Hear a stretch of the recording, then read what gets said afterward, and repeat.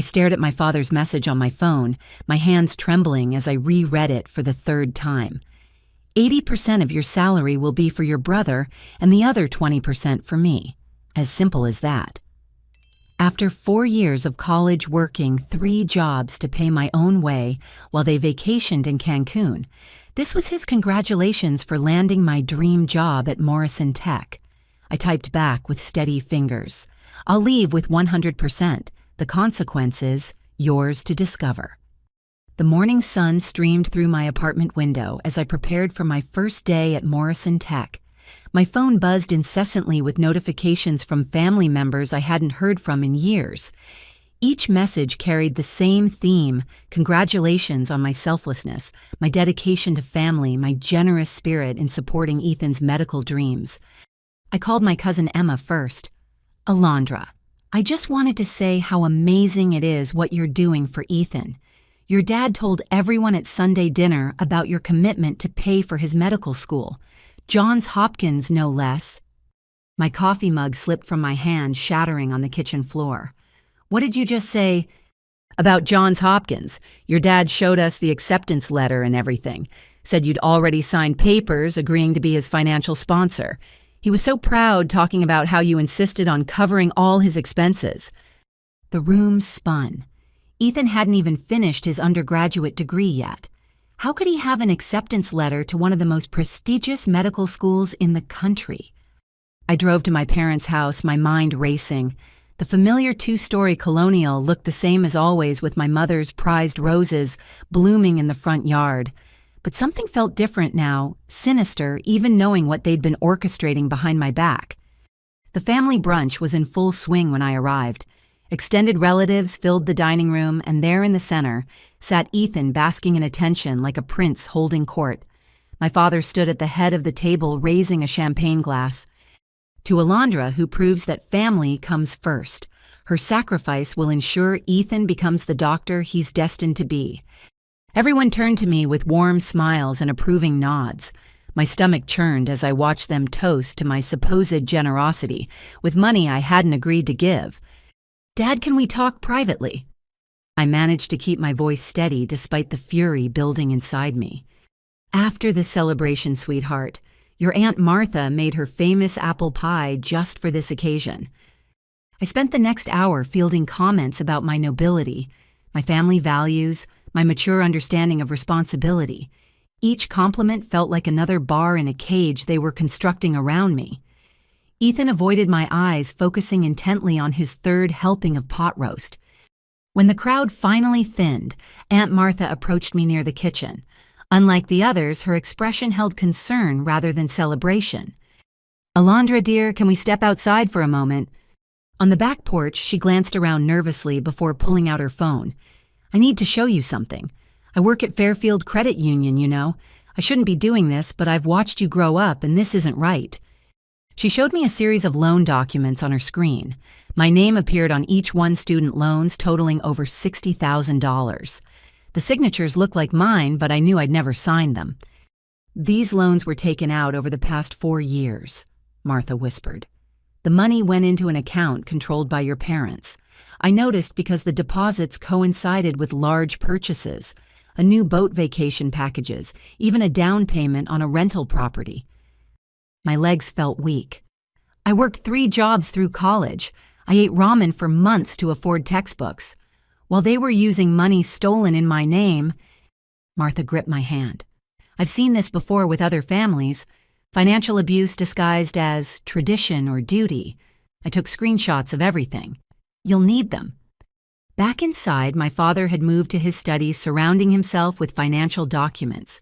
He looked up with that same proud smile that used to mean safety and love. There's my generous daughter. Come, let me show you how we've planned everything out. The papers spread across his desk made my situation clear. Spreadsheets detailing my expected income, Ethan's projected expenses, and their own maintenance fees.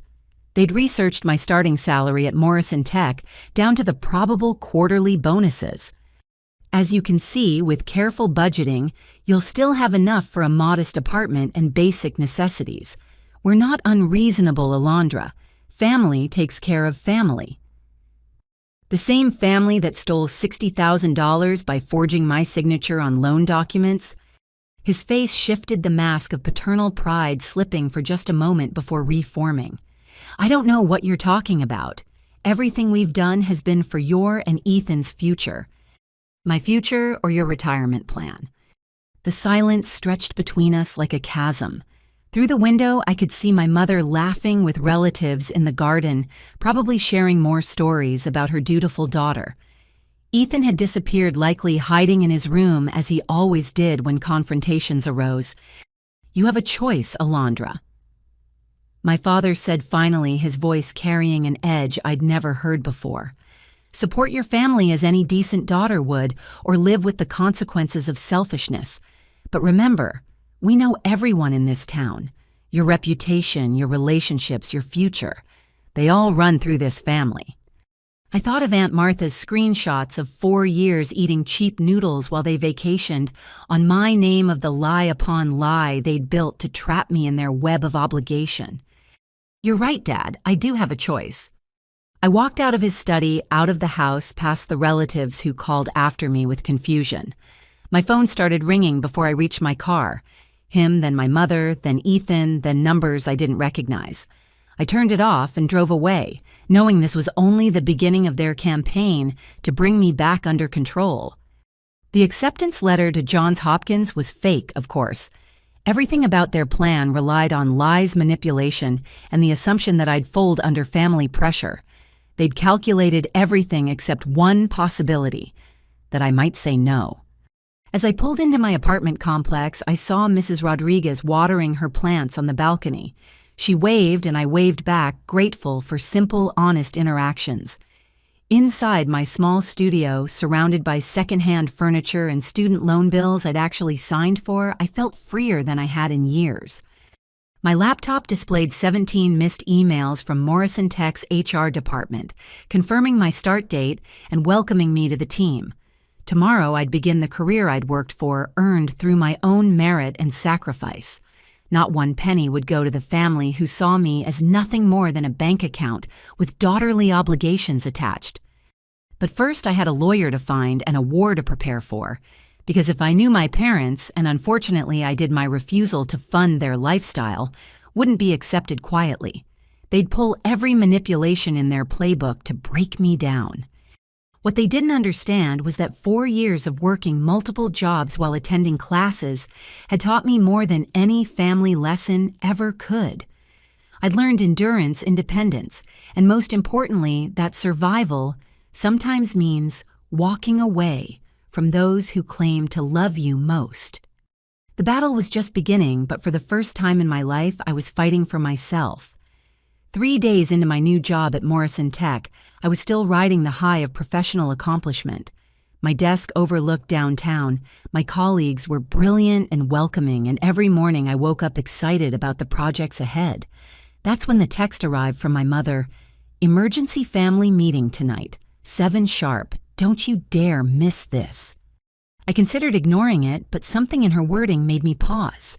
My parents rarely used the word emergency unless they wanted to ensure attendance. Against my better judgment, I decided to go, if only to set boundaries once and for all. The house felt different when I arrived. Extra cars lined the street, including some I didn't recognize. Through the window, I could see not just my immediate family, but uncles, aunts, and even our family attorney, Mr. Brennan, seated around the expanded dining table. "She's here," someone announced as I entered, and all conversation ceased. My father stood at the head of the table like a CEO addressing his board. "Alondra, please take your seat. We have important family business to discuss." The only empty chair was positioned at the center, facing everyone like a defendant in court. I remained standing. "What is this?" "Sit down," my mother commanded, her usually warm voice sharp with authority. I crossed my arms. Not until someone explains why half the extended family and a lawyer are here for an emergency. Mr. Brennan cleared his throat. "Perhaps we should begin with the documentation, Robert." My father opened a leather portfolio and began distributing papers around the table. "As you all know, our family has always operated on principles of mutual support and sacrifice. Today, we're formalizing these principles. A packet landed in front of the empty chair meant for me. Even from where I stood, I could see the header, Family Financial Responsibility Agreement. We've drafted a comprehensive plan. My father continued, his voice taking on the tone he used when closing hardware store deals. Alondra's salary from Morrison Tech will be allocated as follows: 80% toward Ethan's medical education, and related expenses 20% toward family household maintenance. This includes mortgage assistance, utilities, and a reasonable stipend for your mother and myself as we approach retirement. My Uncle Thomas nodded approvingly. Very reasonable. My daughter supported us for 3 years after college. It's what family does. The documents include automatic wage garnishment authorization, Mr. Brennan added, adjusting his glasses, to simplify the process and ensure consistency. I laughed. The sound seemed to startle them, echoing off the dining room walls. You brought a lawyer and witnesses to strong-arm me into signing away my entire salary. Don't be dramatic, my mother interjected. We've left you with adequate provisions. The garage apartment above Mrs. Chen's house is available for $300 a month. You can walk to work, save on transportation. And I've calculated your food budget. Ethan finally spoke up, sliding a spreadsheet across the table. With careful shopping and meal prep, $75 a week is more than sufficient. They'd planned everything. Every detail of my life mapped out on spreadsheets and legal documents, reducing me to a line item in their financial portfolio. The relatives watched with expressions ranging from approval to discomfort, but none spoke up in my defense. Now, my father said, producing a pen with flourish, let's sign these documents and put this unpleasantness behind us. The family's future depends on your cooperation, Alondra. That's when my mother stood up, holding her phone. Before you answer, I want to remind you of something. She pressed play on a video. My own voice filled the room, younger and full of hope. It was my high school graduation speech, the one where I'd stood before hundreds of people and promised to always take care of my family, to honor the sacrifices they'd made for me. Such a beautiful sentiment, my mother said as my 18-year-old self talked about family, bonds, and eternal gratitude. Of course, you were more mature then, more understanding of what truly matters. The manipulation was masterful, using my own words against me, surrounded by family pressure, with legal documents ready to trap me. They'd probably spent weeks planning this ambush. That girl, I said quietly, believed her family would never exploit her love. She thought sacrifice meant helping each other, not one person being bled dry while others live in luxury. So you're abandoning your promises? Uncle Thomas asked. Typical millennial selfishness. Before I could respond, movement at the kitchen entrance caught my eye. Jake stepped forward, my boyfriend of 2 years, who I thought was having dinner with his own family tonight. Actually, he said, moving to stand beside my parents, I think Alondra just needs to see the bigger picture here. The betrayal hit like a physical blow. Jake, what are you doing here? He avoided my eyes, focusing on the relatives instead.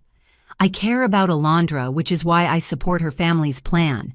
It ensures everyone's future is secure, including yours. I asked, pieces falling into place. My father clapped Jake on the shoulder. Jake understands family values. Once you sign these documents, we'll be bringing him into the hardware store.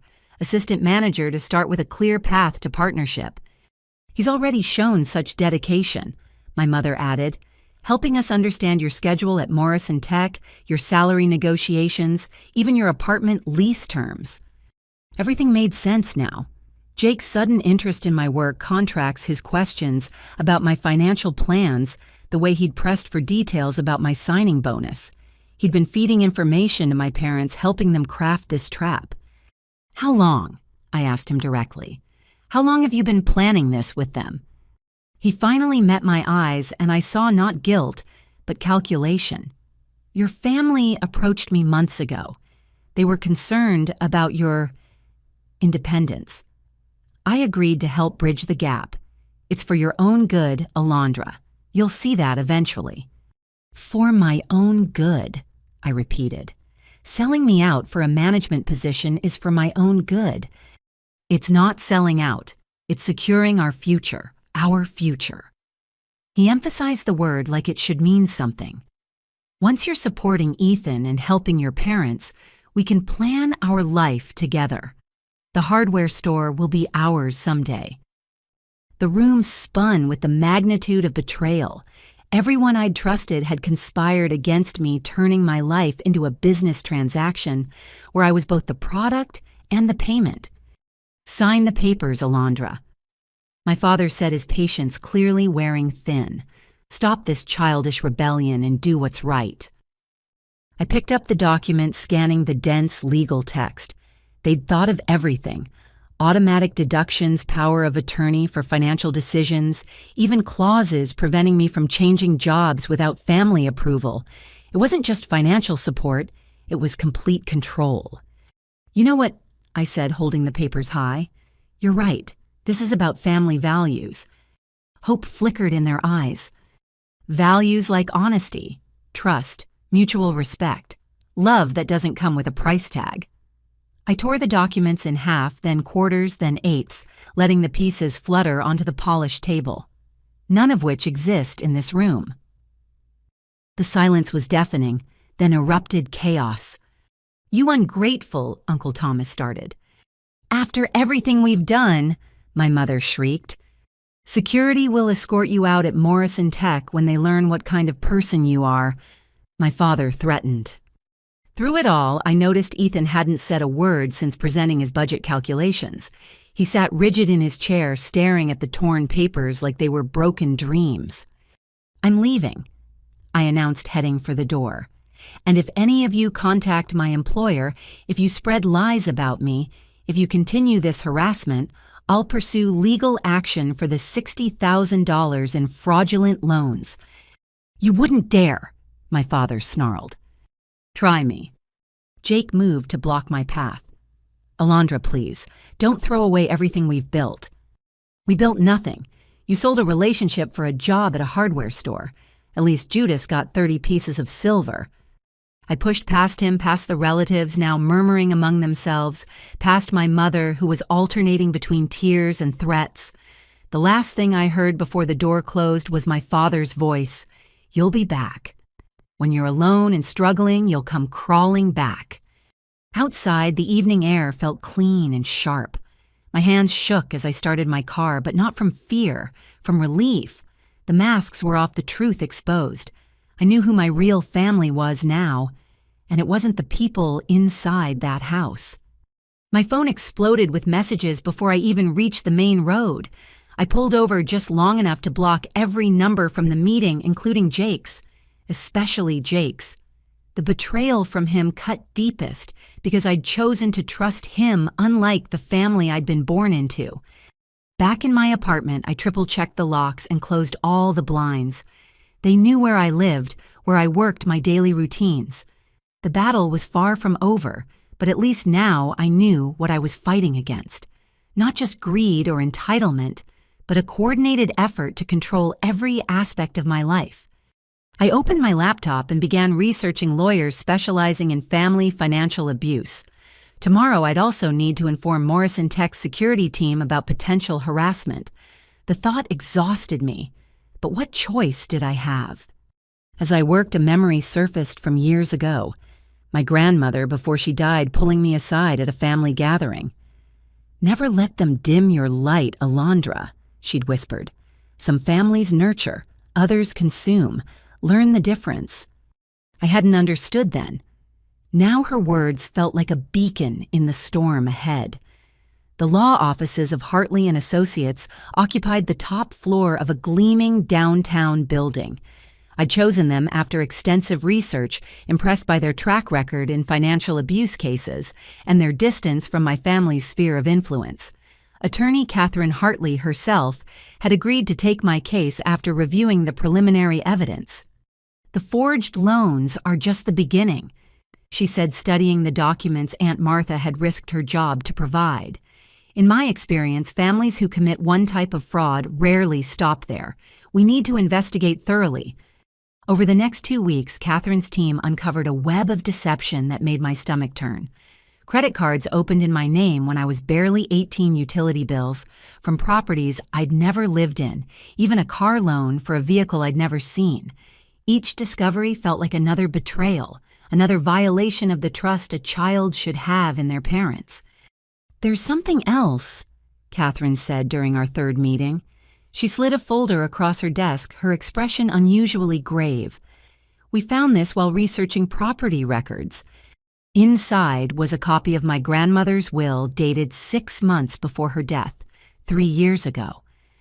My hands trembled as I read the key passage. "To my granddaughter, Alondra Sinclair.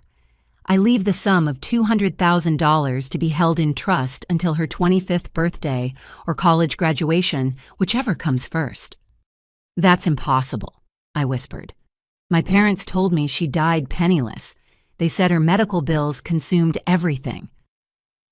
Catherine pulled out bank statements, trust documents, a paper trail of financial transactions.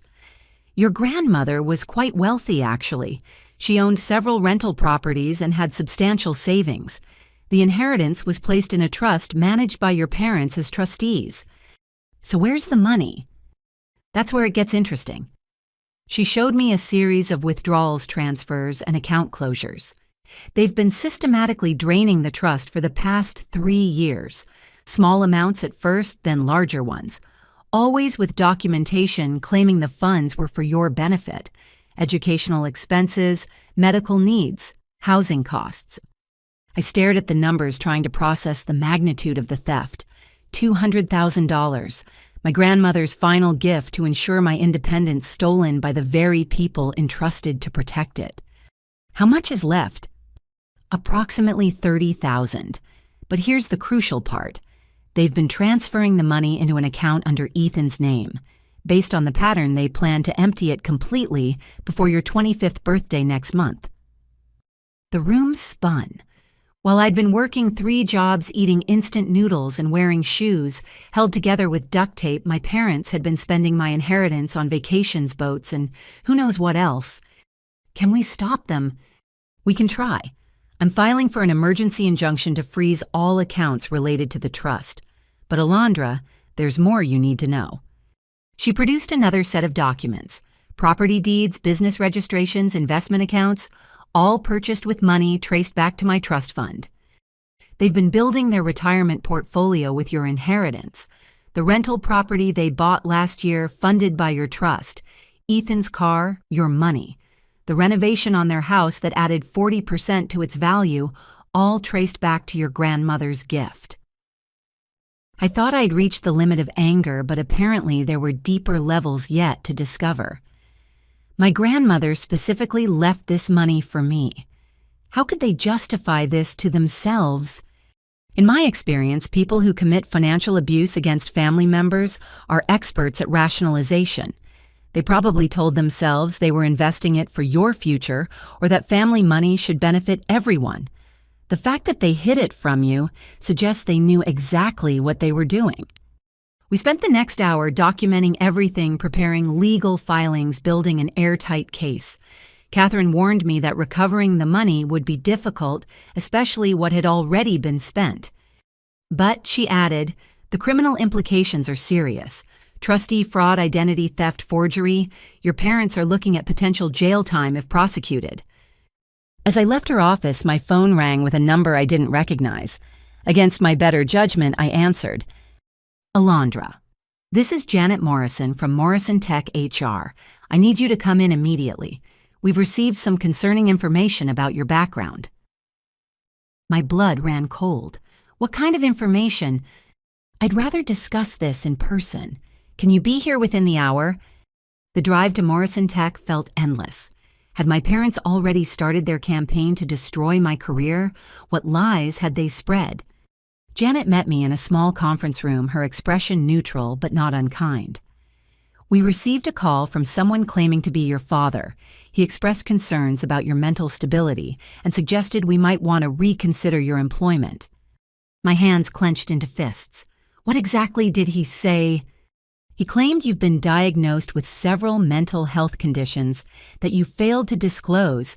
that you have a history of violence, and that your family is considering having you committed for your own safety. The audacity took my breath away. None of that is true. I'm dealing with a family situation involving financial abuse and fraud. They're trying to retaliate because I won't give them my salary. Janet leaned back, studying me carefully. I suspected something like that. His call was too orchestrated, too specific in hitting points that would concern an employer. Plus, he made a critical error. He mentioned details about your salary that only someone with inside knowledge would have. I'm so sorry this is affecting my work. I understand if the company needs to reconsider my position. Actually, that's not why I called you in. She smiled for the first time. Morrison Tech takes employee well-being seriously. We have resources to help employees dealing with harassment, including from family members. I want to connect you with our legal team and security department. We can also provide documentation of these harassment attempts for your own legal proceedings. Relief flooded through me. You believe me? I've seen this before, unfortunately. Talented young professionals, especially women targeted by family members who see them as financial resources rather than people. HR training actually covers this specific type of situation. We spent the next hour setting up protective measures. Security would be alerted to watch for my family members. My personnel file would be flagged with additional privacy protections. The legal team would document all contact attempts. Also, Janet added as we wrapped up, I'm recommending you for our Emergency Employee Assistance Fund. It can provide up to $5,000 for employees dealing with crisis situations. It's not a loan. Consider it an investment in keeping valuable team members safe and stable. Walking back to my desk, I felt the first glimmer of hope since this nightmare began. My colleagues smiled and waved, unaware of the battle raging in my personal life. Sarah, my mentor, pulled me aside. Everything okay? You look stressed. I gave her a condensed version of the situation. Her expression darkened with each detail. Your father called me yesterday, she said quietly. Asked questions about your performance, your mental state, whether you'd seemed unstable. I told him I don't discuss employees and hung up. He called you directly? He's been working through the department directory. I've heard from at least 3 others who got similar calls. Don't worry. We all shut him down. You're part of the Morrison Tech family now, the good kind of family. That evening, I met with Catherine again to update her on the day's events. She'd made progress on the legal front. The emergency injunction had been granted, freezing all accounts connected to my trust fund. Your parents are furious, she warned. They've hired their own lawyer claiming you're attempting to steal family assets. They're also suggesting you're mentally incompetent to manage an inheritance. Let them try to prove that in court. Oh, we will. But Alondra, I need you to prepare yourself. This is going to get uglier before it gets better. People who've been stealing for years don't give up easily, especially when they see their victim as property rather than a person.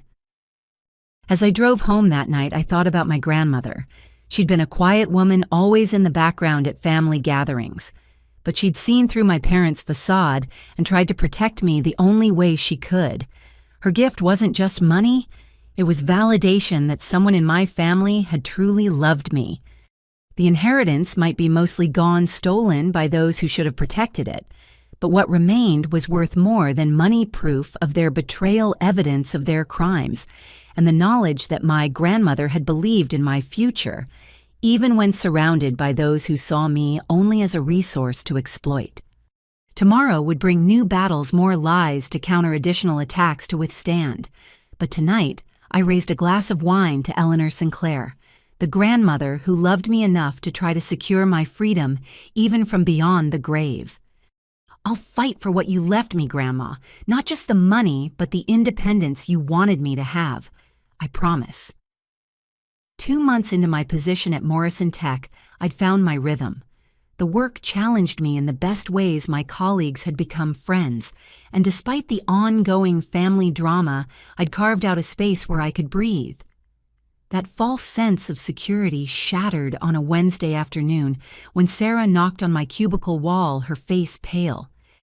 We need to talk. Conference room B now. The urgency in her voice made me abandon the quarterly report I'd been reviewing. In the conference room, she closed the door and activated the white noise machine, typically reserved for confidential client meetings. What's going on? She pulled out her phone, showing me an email thread. I've been getting consultation requests from Pinnacle Industries. Nothing unusual there. We often get recruitment attempts. But look at the latest one.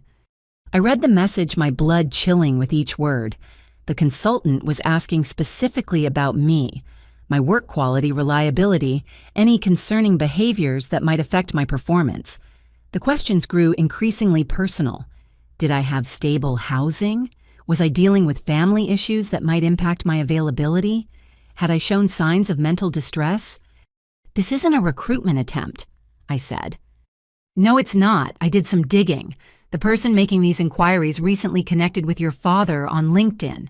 They've had multiple exchanges. My hands shook as I scrolled through the evidence Sarah had compiled. My father hadn't just made a few phone calls. He'd launched a coordinated campaign to sabotage my career. The connections traced through business associates, former clients of his hardware store, anyone with even tangential ties to the tech industry.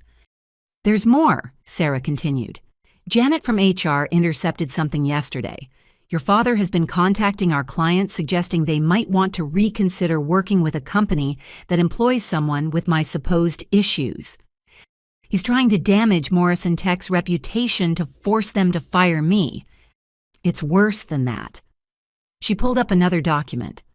Pinnacle Industries has offered him a consultation fee if he can provide insider information about our current projects. They're our biggest competitor. He's essentially committing corporate espionage. The room spun. My father had crossed from family manipulation into potential federal crimes. We need to tell legal immediately. Already done. They're building a case. But Alondra, I need you to know something. Sarah's expression softened. Morrison Tech doesn't abandon its people.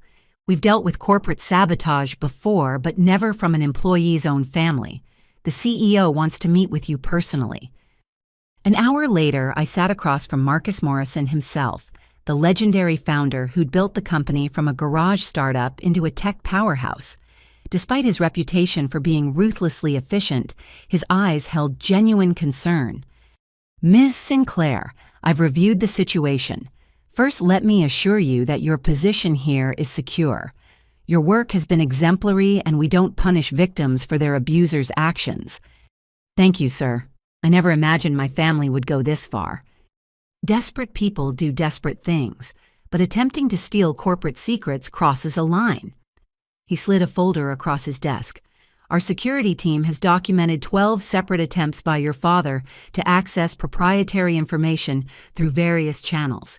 He's been remarkably persistent. The folder contains screenshots, email records, even recorded phone calls where my father pretended to be different people to fish for information about my projects. The deception was staggering in its scope. We're prepared to pursue criminal charges for attempted corporate espionage, Marcus continued. However, I wanted to discuss this with you first. This is your father, after all. I thought about the man who'd taught me to ride a bike, who'd cheered at my high school graduation, who'd also systematically stolen my inheritance and tried to destroy my career when I wouldn't submit to his control. He made his choice when he tried to harm innocent people to get to me. Do what you need to do. Marcus nodded approvingly. There's something else. Pinnacle Industries made a significant error in their approach. Corporate espionage is a federal offense, and their paper trail leads directly back to their executives. We're coordinating with the FBI on this matter. The FBI? When corporate secrets worth millions are involved, it becomes their jurisdiction. Your father likely has no idea how serious his actions are. He probably thought he was just making trouble for an ungrateful daughter. The irony was bitter.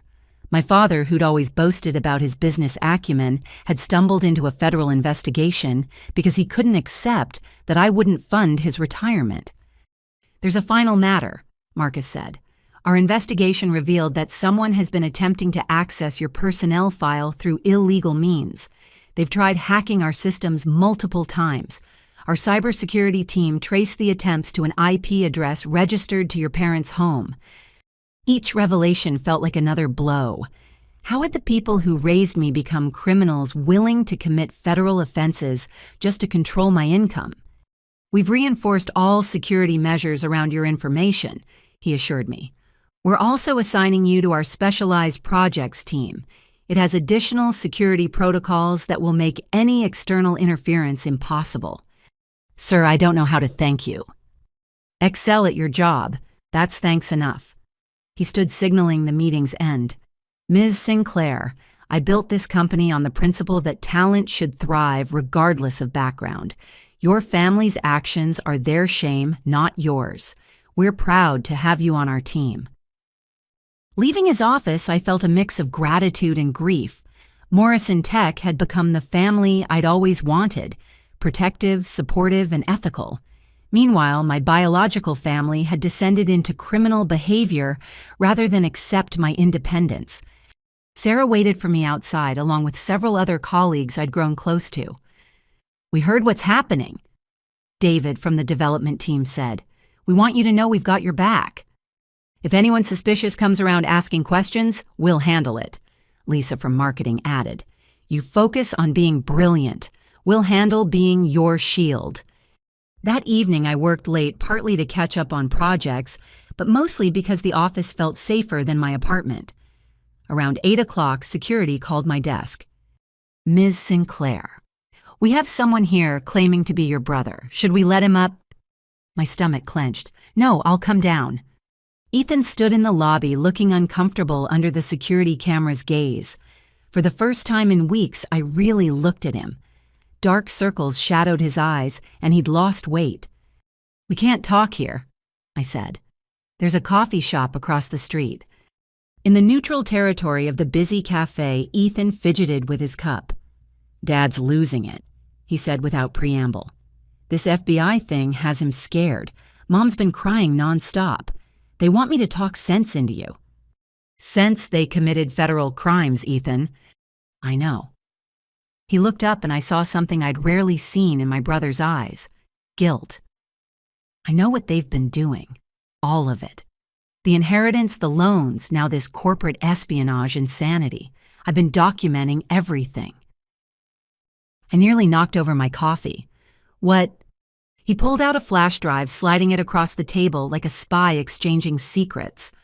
Audio recordings, emails, financial documents, 3 years' worth. I started collecting it when I realized they were setting you up to be their retirement plan. Why didn't you warn me? Because I was a coward. Because they threatened to cut me off too. Because I convinced myself it wasn't my problem. His voice broke. I'm not asking for forgiveness, but that drive has everything your lawyers might need, including recordings of them discussing their plan to fake medical emergencies, to guilt you into compliance. I pocketed the drive, studying my brother's face. Why now? Because they've started the same thing with me. Now that you're out of reach, I'm the new target. They've informed me that my acceptance to medical school is contingent on signing over my future earnings to them. The difference is, I don't have your spine. You could fight back too. He laughed bitterly. With what I don't have a job at Morrison Tech. I don't have CEOs protecting me. I'm still dependent on them for everything. That's how they designed it. We sat in silence, two siblings on opposite sides of a war neither had chosen. Finally, Ethan stood to leave. I'm supposed to report back about our conversation. Tell them if you're willing to negotiate.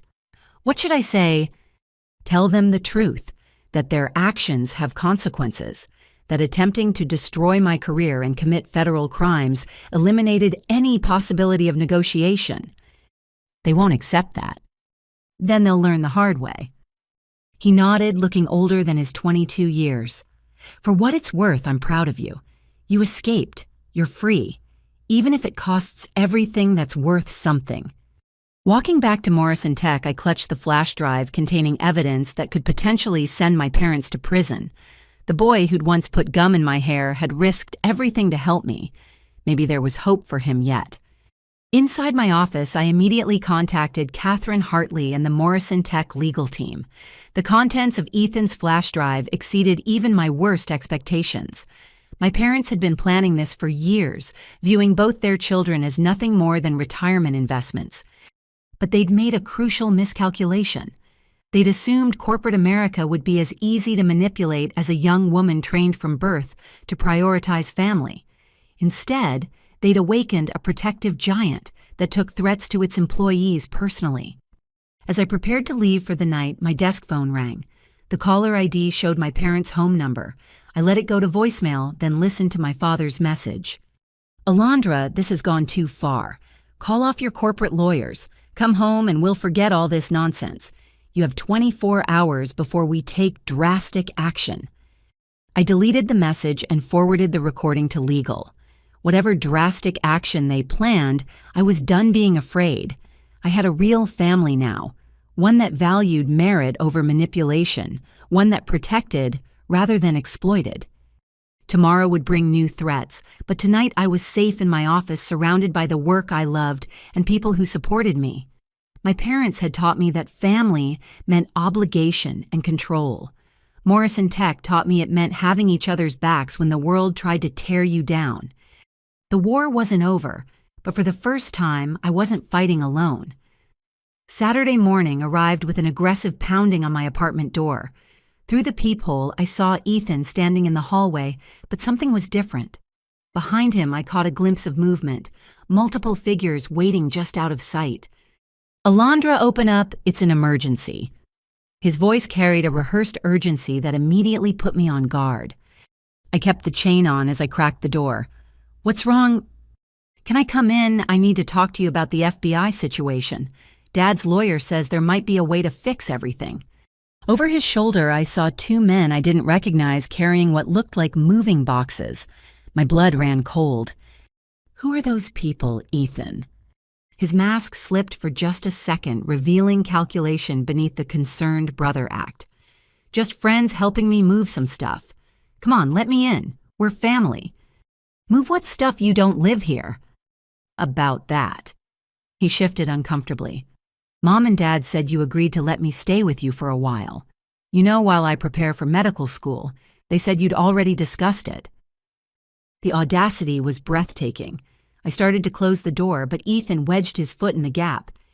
"Look, they already told everyone I'm moving in with my supportive sister.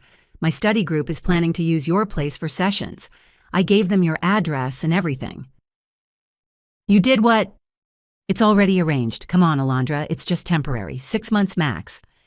I laughed, the sound sharp and humorless. "Remove your foot or I'm calling the police." "You'd call the cops on your own brother."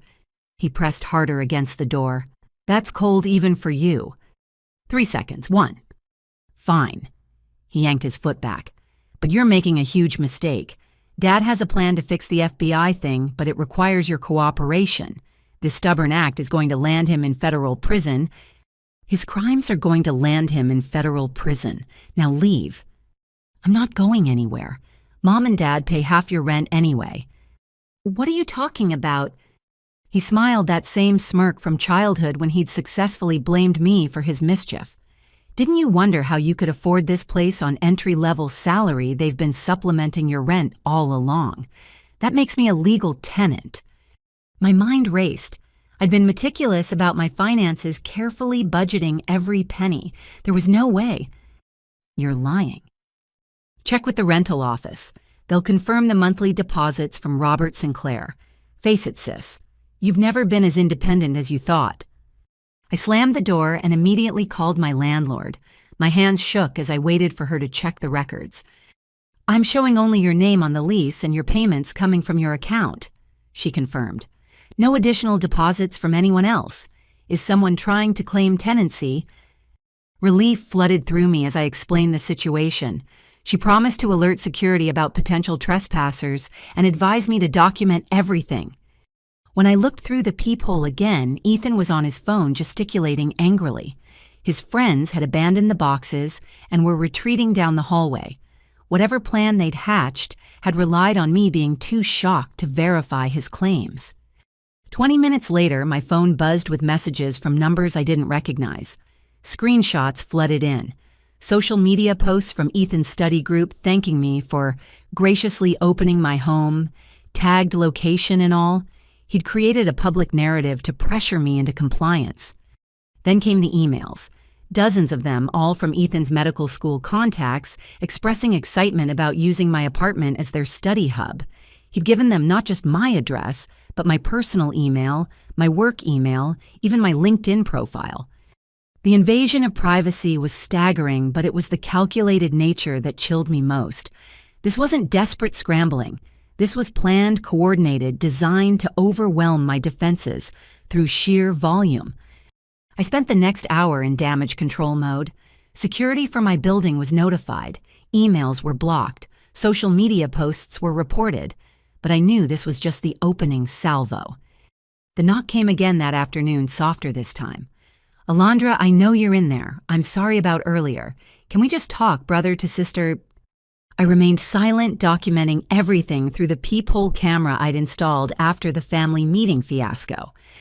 "I'm going to stay right here until you open this door," he continued. "I'll tell everyone in this building how you're letting Dad face federal charges while living in luxury, how you abandoned your family for money." He settled against my door, pulling out his laptop. Through the thin walls, I could hear him typing, occasionally talking loudly on his phone about his mentally unstable sister who was having another episode. By evening, several neighbors had complained to building management about the disruption. Security finally arrived to escort Ethan out, but not before he'd spent 6 hours painting me as the villain to anyone who would listen. The next morning brought a new horror.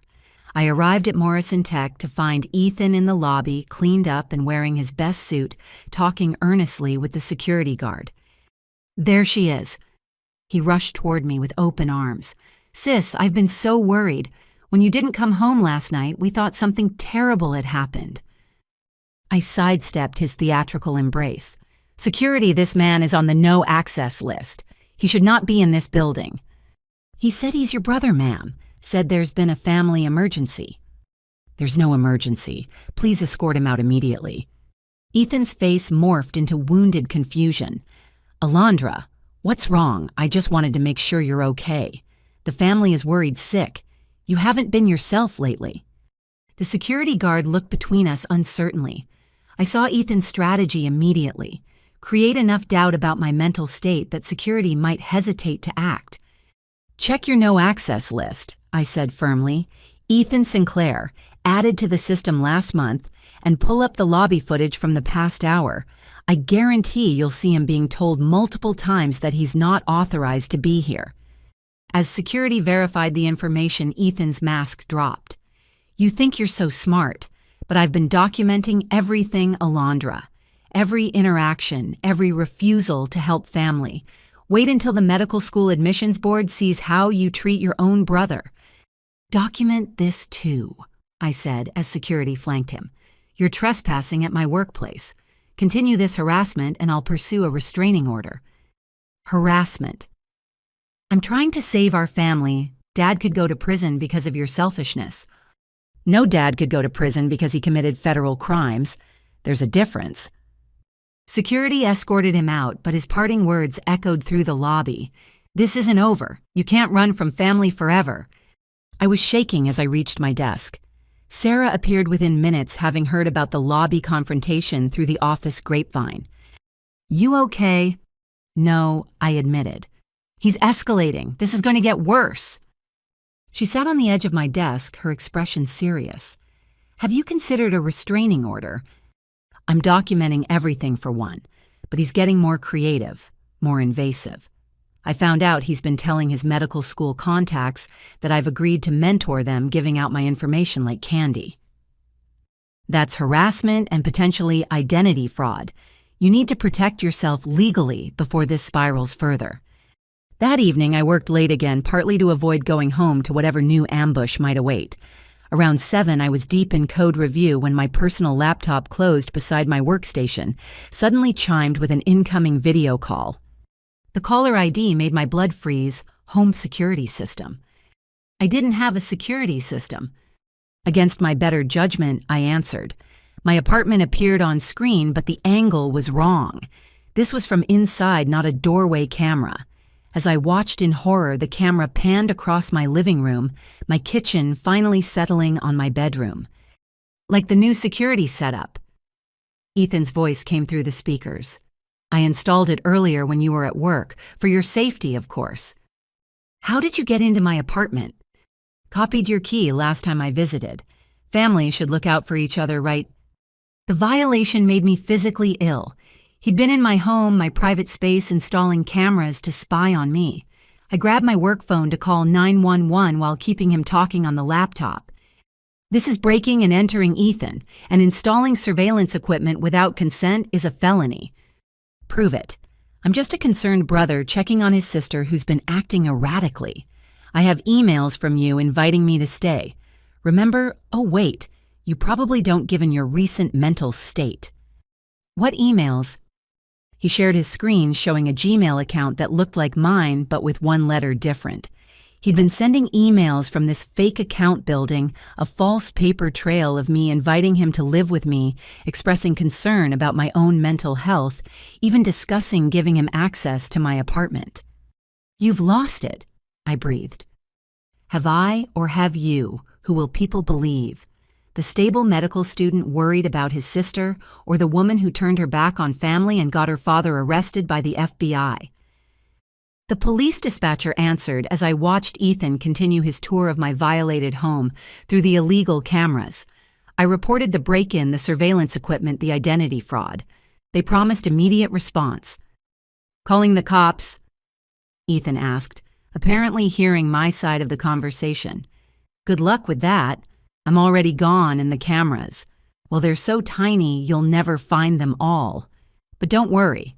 I'll only check in occasionally, just to make sure you're safe. The call ended, leaving me staring at a black screen.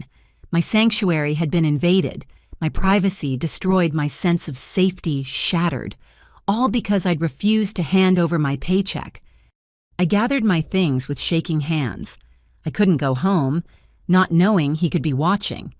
Instead, I drove to a hotel, checking in under a fake name, paying cash I'd withdrawn from an ATM. In the sterile safety of the hotel room, I finally broke down, not from sadness, but from pure rage.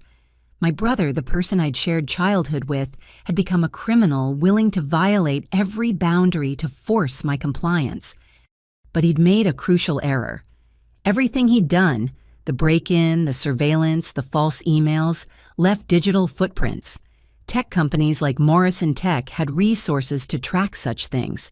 And I had something Ethan didn't, a legal team that took threats against their employees very personally. I pulled out the flash drive he'd given me at the coffee shop, wondering now if it was even real or just another manipulation. Everything from my family had become suspect, every gesture potentially a trap. My phone buzzed with a text from an unknown number. The cameras are for your protection. Stop fighting us or the footage might accidentally get shared with your colleagues. Imagine their surprise seeing how you really live. Blackmail. He'd graduated from harassment to blackmail. I screenshot everything, forwarded it to Catherine Hartley and Morrison Tech's legal team, then turned off my phone. Tomorrow we'd fight back with restraining orders, criminal charges, and every legal weapon available. Tonight I sat in a hotel room homeless, despite having an apartment hunted by the family that should have been my safe harbor. But I wasn't broken. Every escalation only strengthened my resolve to see this through. They wanted a war, they'd get one. But they'd badly underestimated their opponent. I wasn't the compliant daughter they'd raised anymore. I was a survivor, and I was done being anyone's victim. Monday morning started with Morrison Tech's security chief personally escorting me through a side entrance. The weekend's events had triggered new protocols treating the situation as a serious security threat, rather than mere family drama. We've implemented badge-only access to your floor, he explained as we rode the executive elevator. Only verified employees can enter. We've also assigned you a temporary secure parking spot in the underground executive area. I'd spent Sunday in the hotel while a professional security team swept my apartment for surveillance devices. They'd found 14 cameras and 3 audio recording devices, all illegally installed. The violation made my skin crawl, but at least I had evidence for the criminal charges Catherine was filing.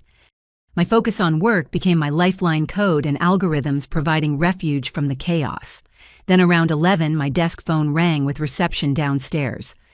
Ms. Sinclair, there's a Jake Coleman here claiming to be your fiancé. He says there's a family emergency regarding your brother being arrested. My blood chilled. I don't have a fiancé and there's no emergency. Do not let him up under any circumstances. Understood. However, he's becoming quite agitated. Should we contact building security? Yes, immediately. I pulled up the lobby security feed on my computer, a new privilege granted given the circumstances. Jake stood at the reception desk, his usual casual demeanor replaced by theatrical distress. He wore a suit I'd never seen him own, clutching what appeared to be official-looking documents. As I watched, he began raising his voice, gesturing wildly. Other visitors in the lobby started paying attention, some pulling out phones to record the scene. This was calculated. He wanted witnesses. My fiancé is having a mental health crisis. His voice carried clearly through the security audio. Her family just wants to help her. She's become paranoid, cutting everyone off. Security arrived quickly, but Jake had positioned himself perfectly. Every attempt to guide him toward the exit looked like heartless corporate muscle, silencing a concerned loved one. He'd learned well from my family's playbook. Sarah appeared at my cubicle. Conference room, now. Marcus wants to strategize. In the executive conference room, I found not just Marcus Morrison, but the entire senior leadership team, plus representatives from legal and PR. Ms. Sinclair. Marcus began. The situation has escalated beyond standard security protocols. Your ex-boyfriend has been creating scenes at our satellite offices as well. He showed up at our Palo Alto branch, claiming you'd been transferred there and demanding access. The head of PR, Jennifer, slid a tablet across the table. He's also been active on social media. Look at this. Jake had created a Facebook page called Help Alondra Sinclair. It was filled with photos from our relationship, carefully curated to show happy moments. The posts told a story of a woman who'd suffered a breakdown after starting a high-stress job, cutting off her loving family and devoted boyfriend. He's gathered over 3,000 followers in 48 hours, Jennifer continued. He's responding to every comment, painting himself as the devoted partner trying to save someone from corporate exploitation. I scrolled through the posts, each one a masterful manipulation. He'd even included photos I'd never seen, apparently taken without my knowledge during vulnerable moments. One showed me crying after a particularly bad family dinner, captioned, "The stress was already showing. I should have done more." "This is character assassination," I said. "It's worse than that," the legal counsel interjected. "He's been contacting our clients directly. 3 reported receiving calls about their contracts being handled by someone experiencing psychological issues. He's provided just enough personal details to seem credible." My hands clenched into fists.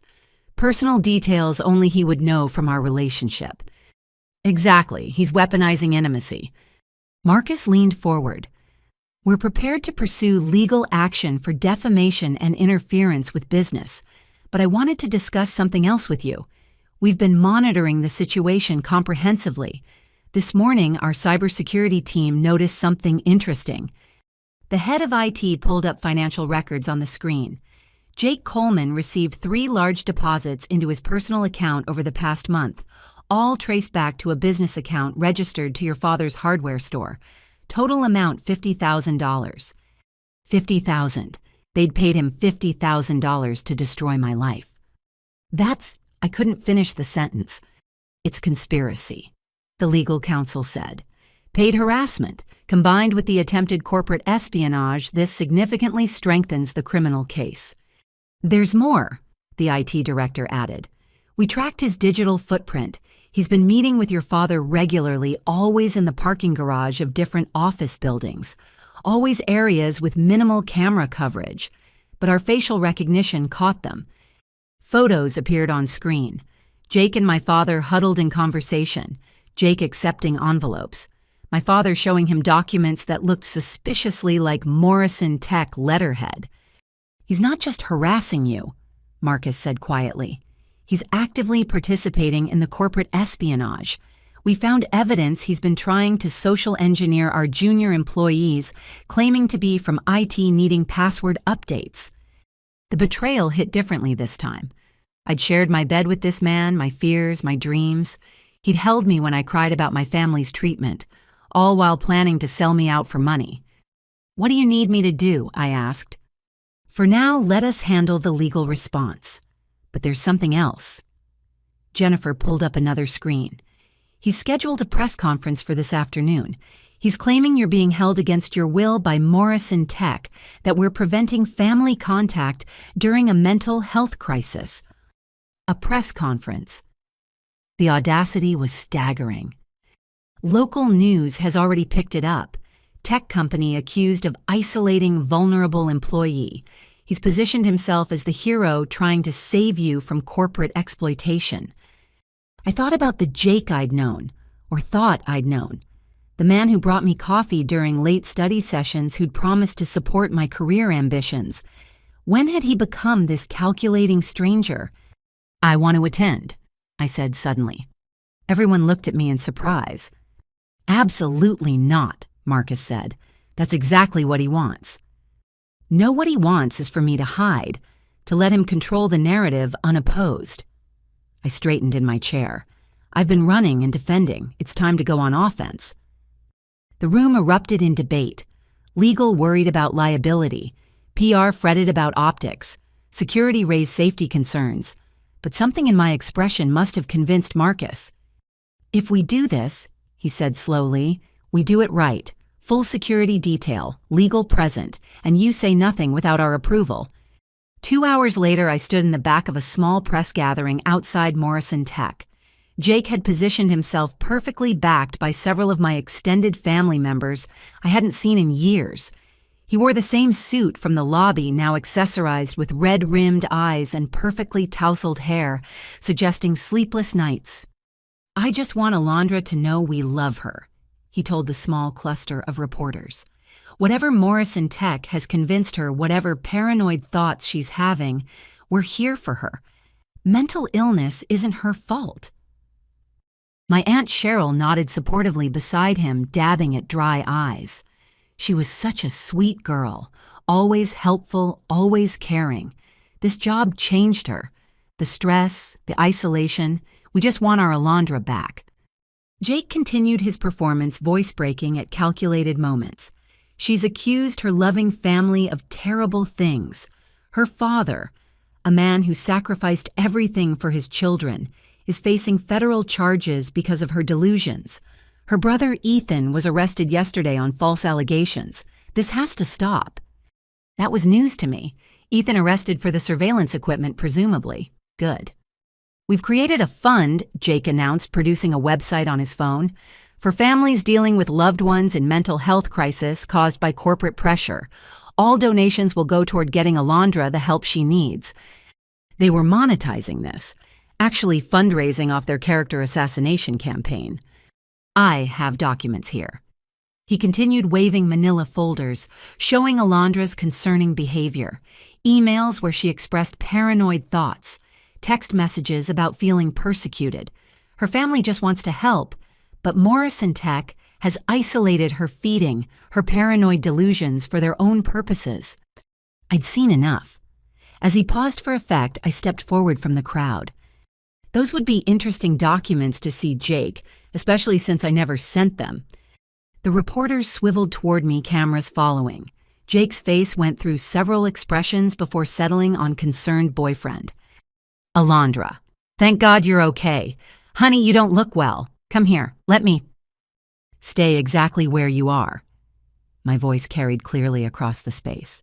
"And let's discuss those 50,000 reasons you suddenly care about my mental health." Murmurs rippled through the crowd. Jake's mask slipped for just a second. I don't know what you're talking about. Honey, you're confused. These paranoid accusations. The only confusion is why you thought banking records wouldn't surface during a federal investigation. $50,000 from my father's business account to yours. Want to explain those deposits to these nice reporters? His face had gone pale, but he rallied. Your father gave me a loan to help search for treatment facilities for you. Treatment facilities, right. Is that what you called it when you met him in parking garages to exchange envelopes, when you tried to hack into Morrison Tech's systems, when you helped plan corporate espionage? She's clearly delusional, he told the reporters, but they were looking at him differently now. This is exactly the paranoid behavior we're concerned about. I pulled out my phone displaying screenshots Catherine had authorized me to share. Delusional. Here are your text messages to my father. Phase 2 of the plan is working. She's isolated from colleagues as requested. Need another payment to continue pressure campaign. The reporters had turned into sharks sensing blood. Questions flew at Jake from all directions. He tried to maintain the concerned boyfriend act, but sweat was beading on his forehead. Those are fabricated. Alondra has access to sophisticated tech resources. She's creating evidence to support her paranoid... Mr. Coleman. A new voice interrupted. FBI agent Sarah Chen stepped forward, badge visible. We'd like to ask you some questions about your involvement in attempted corporate espionage. You have the right to remain silent. Jake's careful composure finally shattered completely. This is insane. I was trying to help her family, said she was sick. Sick enough to justify committing federal crimes? Agent Chen asked as another agent stepped forward with handcuffs. You're under arrest for conspiracy to commit corporate espionage, attempted unauthorized access to computer systems, and wire fraud. As they led him away, Jake turned back to me, his mask completely gone now. You ruined everything we had a future planned. The hardware store, the family business. You threw it all away for some corporate job. No, Jake. I chose a real future over a con artist who sold me out for money. The reporters surged toward me, but Morrison Tech's security team had already formed a protective barrier. As we moved back toward the building, I caught sight of my Aunt Cheryl frantically typing on her phone, probably warning the rest of the family that their scheme was collapsing. Inside, the leadership team waited in the lobby. Marcus stepped forward with something I'd rarely seen from the legendary CEO. A genuine smile. That was risky, he said, but effective. You turned their own weapon against them. They wanted to make this public. I just gave them what they asked for. Jennifer from PR was already on her phone. The narrative is shifting. Reporters are digging into the family's financials now. That fake fundraising site is being investigated. This is going to blow up in their faces spectacularly. I felt no satisfaction, only exhaustion. Another person I'd trusted had proven to be a willing participant in my family's abuse, but at least this time justice had been swift and public. That evening I returned to my newly secured apartment to find an eviction notice on my door. My landlord had received multiple complaints about criminal activity, family disturbances, and police presence. Despite my lease being valid, she wanted me out. I called Catherine, who promised to fight it, but I understood the real message. My family's campaign had cost me my home along with my peace of mind. Even victories came with casualties. But as I packed my belongings, preparing to move to a corporate-secured temporary residence, I realized something had shifted. I wasn't running anymore. I wasn't hiding or defending. I was fighting back, and they were the ones being arrested. The war was far from over, but for the first time, I was winning. 3 days after Jake's arrest, I woke to find my phone flooded with notifications. My mother had discovered social media with a vengeance, and she'd weaponized every platform available. Facebook, Instagram, Twitter, TikTok. She'd created accounts on all of them, each carefully crafted to maximum emotional impact. The campaign was titled, "A Mother's Heartbreak, Losing My Daughter to Corporate Greed." I scrolled through posts featuring carefully curated family photos. My first birthday face covered in chocolate cake. Christmas morning when I was 7, hugging the dollhouse they'd saved for months to buy. My high school graduation, their proud faces beside mine, each image accompanied by devastating captions. She used to call me Mama Bear. Now she won't even answer my calls. 23 years of love destroyed by a company that sees her as nothing but profit. I still set her place at dinner every night, hoping she'll come home. The manipulation was masterful. She'd transformed from the woman who demanded my entire salary into a grieving mother, destroyed by her daughter's cruel abandonment. Comments poured in by the hundreds, all supporting her, condemning me, sharing their own stories of ungrateful children. But it was the video posts that truly showcased her theatrical abilities. In one, she sat in what appeared to be my childhood bedroom, holding a teddy bear I'd forgotten existed. Tears streamed down her face as she spoke to the camera. "Alondra, sweetheart, if you're watching this, please know Mama loves you. Whatever those people at Morrison Tech have told you, whatever lies they've filled your head with, you're still my baby girl. Remember when you were scared of thunderstorms? You'd climb into our bed and I'd sing you to sleep. I still sing those songs, hoping somehow you'll hear them and come home." Another video showed her cooking in the kitchen, preparing what she claimed was my favorite meal. "I make this every Sunday just in case she comes by. Her brother Ethan can barely eat. He's so worried. Her father hasn't smiled since she left. We're a family broken." Sarah found me in the Morrison Tech bathroom, crying angry tears over my phone. "Hey, what's wrong?" I showed her the latest post. My mother had shared my elementary school essay about heroes, where I'd written about how she was the strongest person I knew. The contrast between that child's innocent love and the current situation was devastating, exactly as she'd intended. "She's good at this," Sarah said softly. "Really good. 23 years of practice. I managed. She always knew exactly which buttons to push. Have you checked the metrics on these posts?" I hadn't wanted to, but Sarah pulled them up. The numbers were staggering. Her heartbreak videos had gone viral, shared across parenting groups, family advocacy pages, even picked up by local news stations. The narrative was spreading like wildfire. Successful daughter abandons loving family for corporate money. "Look at this comment section," Sarah pointed out. "See anything suspicious?" I looked closer. Between the genuine sympathizers were dozens of accounts created within the last week, all pushing the same message, using similar phrasing, linking to the same fundraising page Jake had mentioned. "She's buying engagement," or "someone is. This is a coordinated campaign, professional level." We dug deeper. The fundraising page had been redesigned, now featuring my mother's videos prominently.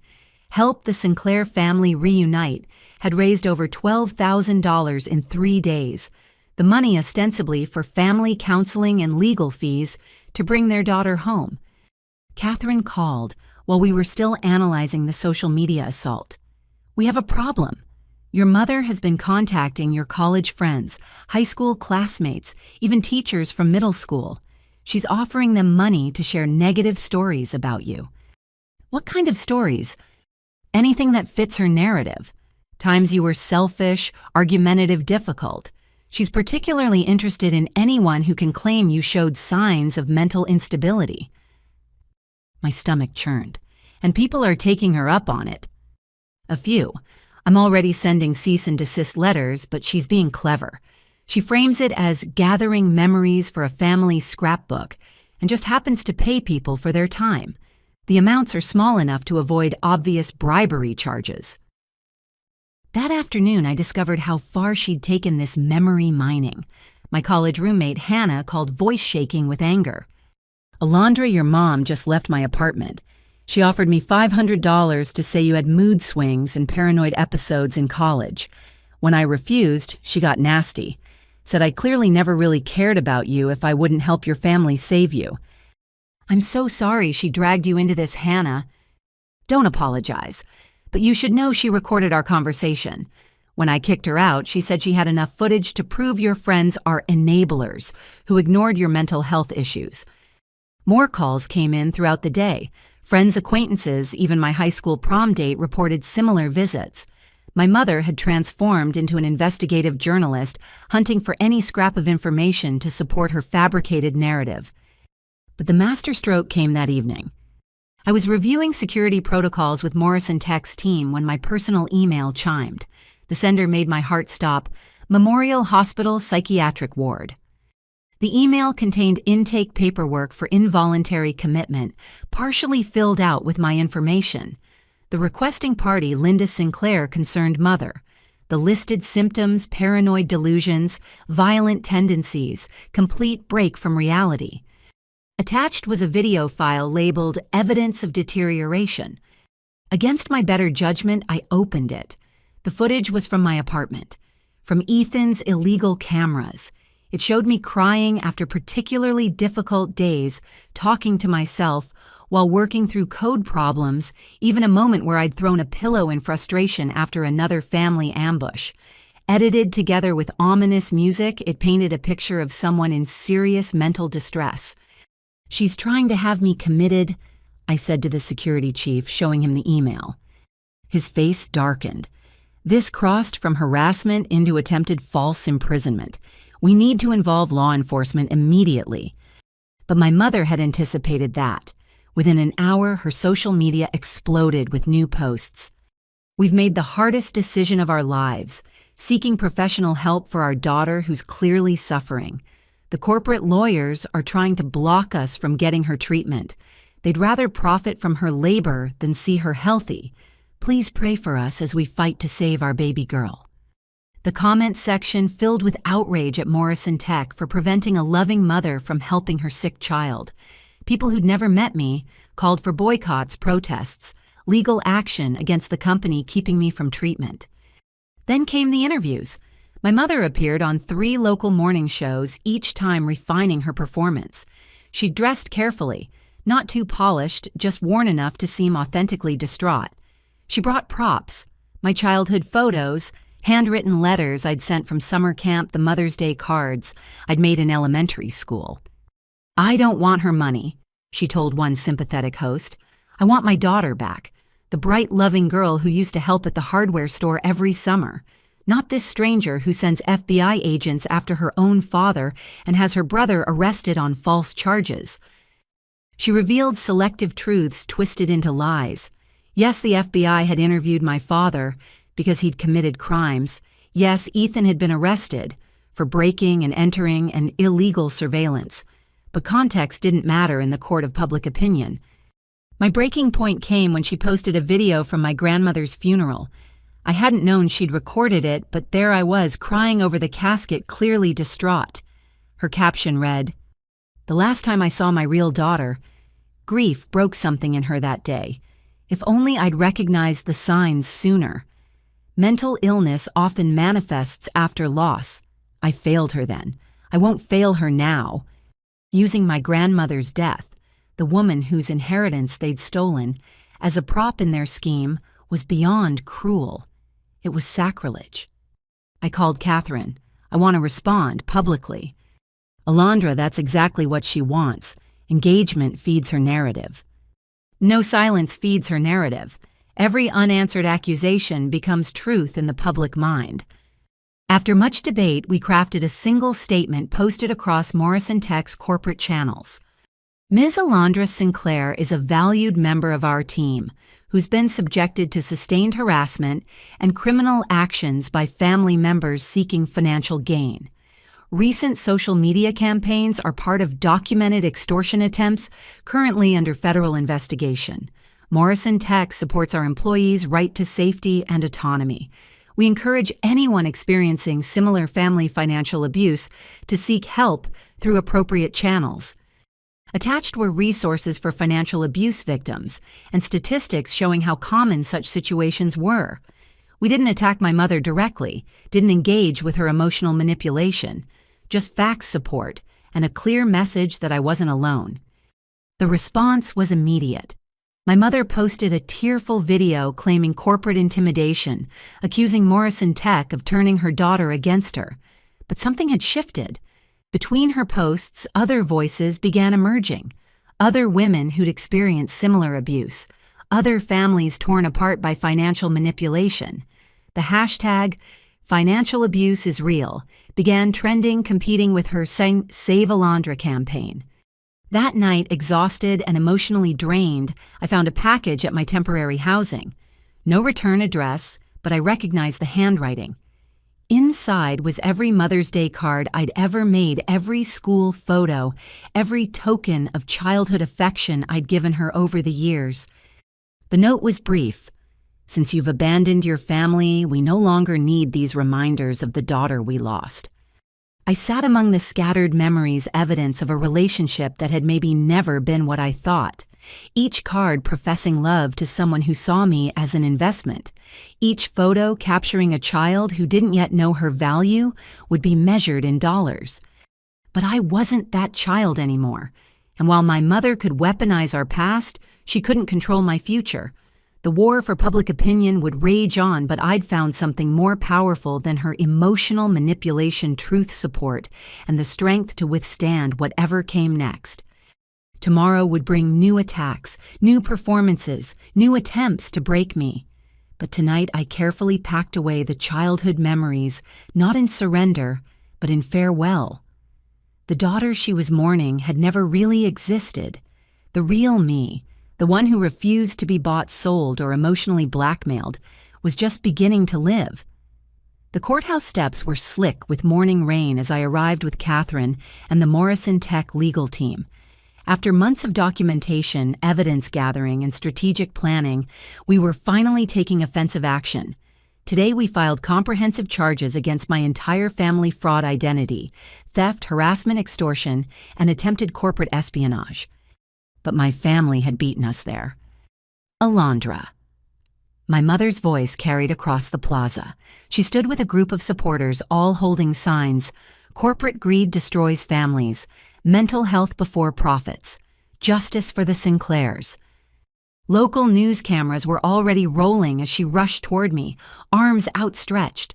Morrison Tech security intercepted her, but not before she cried out, "My baby! Please just let me hug my daughter." The optics were devastating. A mother kept from embracing her child by corporate muscle.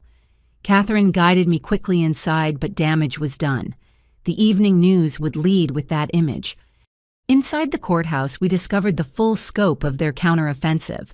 My family hadn't just prepared a defense, they'd launched their own legal attack.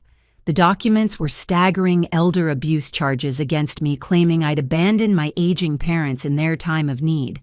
Defamation suits for my false allegations. Most disturbing, a competency hearing petition seeking to have me declared mentally unfit to manage my own affairs. "They're throwing everything at the wall," Catherine muttered, scanning through filings. "Half of these are frivolous, but they'll bog us down in proceedings for months." Their lawyer emerged from a side chamber, Richard Brennan's younger brother Carl, a man with a reputation for taking cases other attorneys wouldn't touch. He approached with a sharp smile.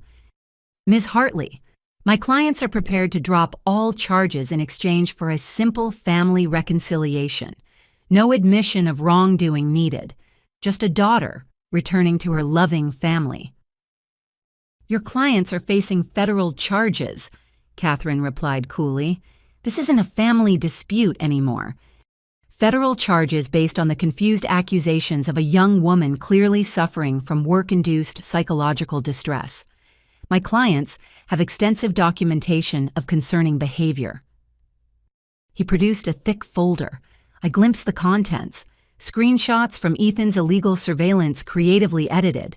Photos from family gatherings where I looked tired or upset, now reframed as evidence of mental decline. Even medical records.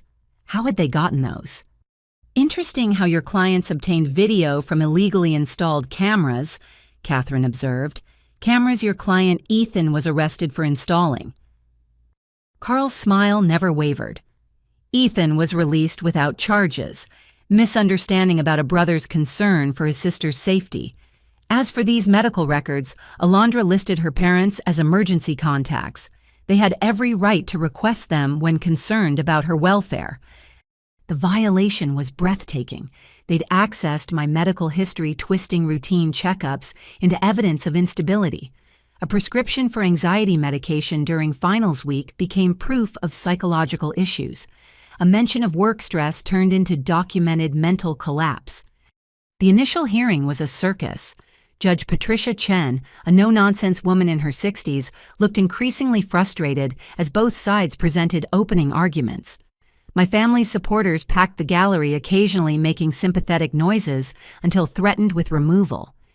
Carl Brennan painted a picture of a close-knit family destroyed by corporate manipulation. Morrison Tech identified a vulnerable young woman, isolated her from her support system, and convinced her that normal family financial arrangements were somehow sinister. They've weaponized her temporary confusion for their own agenda. Catherine's response was surgical. She presented evidence, methodically forged loan documents with my signature bank records showing systematic theft from my inheritance recordings of threats and harassment. The FBI's preliminary findings on the corporate espionage attempt were particularly damning. But for every piece of evidence, Carl had a reinterpretation. The loans misunderstandings about family financial support, the inheritance withdrawal, managing funds for an unstable young woman. The corporate espionage, a desperate father trying to understand why his daughter had turned against him. Your Honor, Catherine said during one particularly heated exchange, the defense is asking this court to believe that forgery, identity theft, and federal crimes are normal family behavior. That's not just incorrect, it's dangerous. Judge Chen called a recess during which I escaped to a private room to avoid my family's supporters. Through the window, I could see my mother giving another impromptu press conference, tears, perfectly timed for cameras. The afternoon brought witness testimony. My family had assembled an impressive roster of family friends who testified about my sudden personality change, distant relatives who swore I'd always been troubled, even a therapist they'd somehow found who claimed I showed classic signs of work-induced paranoid disorder based solely on their descriptions. But we had witnesses, too. Aunt Martha took the stand despite family pressure detailing the loan fraud she'd discovered. Mrs. Rodriguez testified about the break-in attempts at my apartment. Most powerfully, 3 other families came forward, victims of similar financial abuse who'd found courage in my public stand. One woman, Teresa Chen, described how her family had drained her accounts while claiming she was mentally unstable. They used the exact same playbook, she testified. Isolation, gaslighting, public humiliation. If Alondra hadn't gone public, I'd still believe I was crazy for wanting to keep my own salary. The tide began to turn when Morrison Tech's security chief presented the surveillance footage. Video after video showed my father meeting with Jake, exchanging money and documents, Ethan breaking into my apartment, my mother attempting to bribe building staff. The evidence was overwhelming, but Carl Brennan had one more card to play. Your Honor, I'd like to call a surprise witness, someone whose testimony will shed new light on Ms. Sinclair's state of mind. The courtroom doors opened and my high school boyfriend, Marcus, walked in. I hadn't seen him in 7 years, hadn't thought about him in 5. Yet here he was, looking uncomfortable, but determined. On the stand, he revealed that my mother had tracked him down, offered him $10,000 to testify about our teenage relationship. She wanted me to say Alondra was unstable, jealous, violent. When I refused, she threatened to ruin my business with bad reviews and harassment. And yet you're here. Carl noted, clearly annoyed his witness had gone off script. Yeah, I'm here. To tell the truth, Alondra was the most level-headed person I knew. If she says her family is doing this stuff, I believe her, and the fact that her mom tried to bribe me proves it. The judge had heard enough. I'm issuing temporary restraining orders against all family members pending full hearings. The competency petition is dismissed as clearly retaliatory. As for the various financial crimes alleged, those will proceed to trial. But as we left the courthouse, my family's supporters surrounded us, shouting accusations. Phone cameras captured every second as my mother collapsed dramatically, wailing about justice denied. My father stood stoic, the wronged patriarch, while Ethan played the confused brother, just wanting his sister back. This isn't over, Carl Brennan promised as we pushed through the crowd. Public opinion matters more than legal rulings. Your client will crack under the pressure. That evening, safely in Morrison Tech's offices, I watched the news coverage. Despite our legal victory, the narrative remained split. Half saw me as a brave woman escaping family abuse. The other half bought my family's story of mental illness and corporate manipulation. "You did well today," Catherine assured me. "The truth is on our side." But truth felt fragile against the onslaught of emotional manipulation. My phone buzzed with notifications. Former classmates choosing sides, extended family members disowning me, strangers, sending death threats or messages of support in equal measure. Sarah found me on the roof garden staring at the city lights. "Rough day." "I won in court. So why does it feel like I'm losing?" She sat beside me, choosing her words carefully. "Because they're fighting a different war. You're fighting for justice. They're fighting for control. Those aren't the same battlefield. How do I win both? Maybe you don't. Maybe you just survive until they exhaust themselves. Either way, you're not alone." As if to prove her point, my phone lit up with messages from the Morrison Tech team. Words of support, offers of help, reminders that I had a different kind of family now, one that didn't come with price tags or conditions. The legal war would continue for months. There would be more hearings, more evidence, more attempts to break me down. But something fundamental had shifted. I was no longer just defending myself. I was part of something larger, a community of survivors refusing to be silenced. My family had expected me to crumble under legal pressure. Instead, they'd created a symbol of resistance. Every person who'd ever been told they owed their earnings to family, everyone who'd been called selfish for wanting autonomy, everyone who'd been labeled mentally ill for saying no, they were all watching now. The battle was far from over, but for the first time, I wasn't fighting it alone. The war room at Morrison Tech had transformed from a typical conference space into a command center. Multiple screens displayed real-time social media monitoring, legal document tracking, and security feeds. What had started as a family dispute had evolved into a case study in corporate crisis management, with my situation becoming a test of Morrison Tech's values. Marcus Morrison stood at the head of the table addressing the assembled team. "This has gone beyond protecting an employee. We're now facing a coordinated assault on our corporate integrity. They're trying to make us the villain in their narrative." The numbers were sobering. My family's campaign had generated 3 million social media impressions. The Save Alondra Fund had raised over $40,000. More concerning, Morrison Tech's client relations team reported nervous inquiries from major accounts. Pinnacle Industries is pushing hard, the head of sales reported. They're telling clients that we're unstable, that we manipulate employees, that working with us is a reputational risk. All while forgetting their own involvement in attempted corporate espionage. The legal counsel added dryly. Sarah, who'd become my unofficial guardian angel, raised a crucial point. "We need to shift from defense to offense, not against the family. That feeds their narrative. But we need to tell the real story." "What do you propose?" Marcus asked. "We go transparent, completely. Show the world what supporting employees actually looks like." Over the next 2 hours, they crafted a comprehensive response strategy, not just for my case, but a broader initiative on workplace protection from personal harassment. They would turn my family's attack into an opportunity to lead industry change.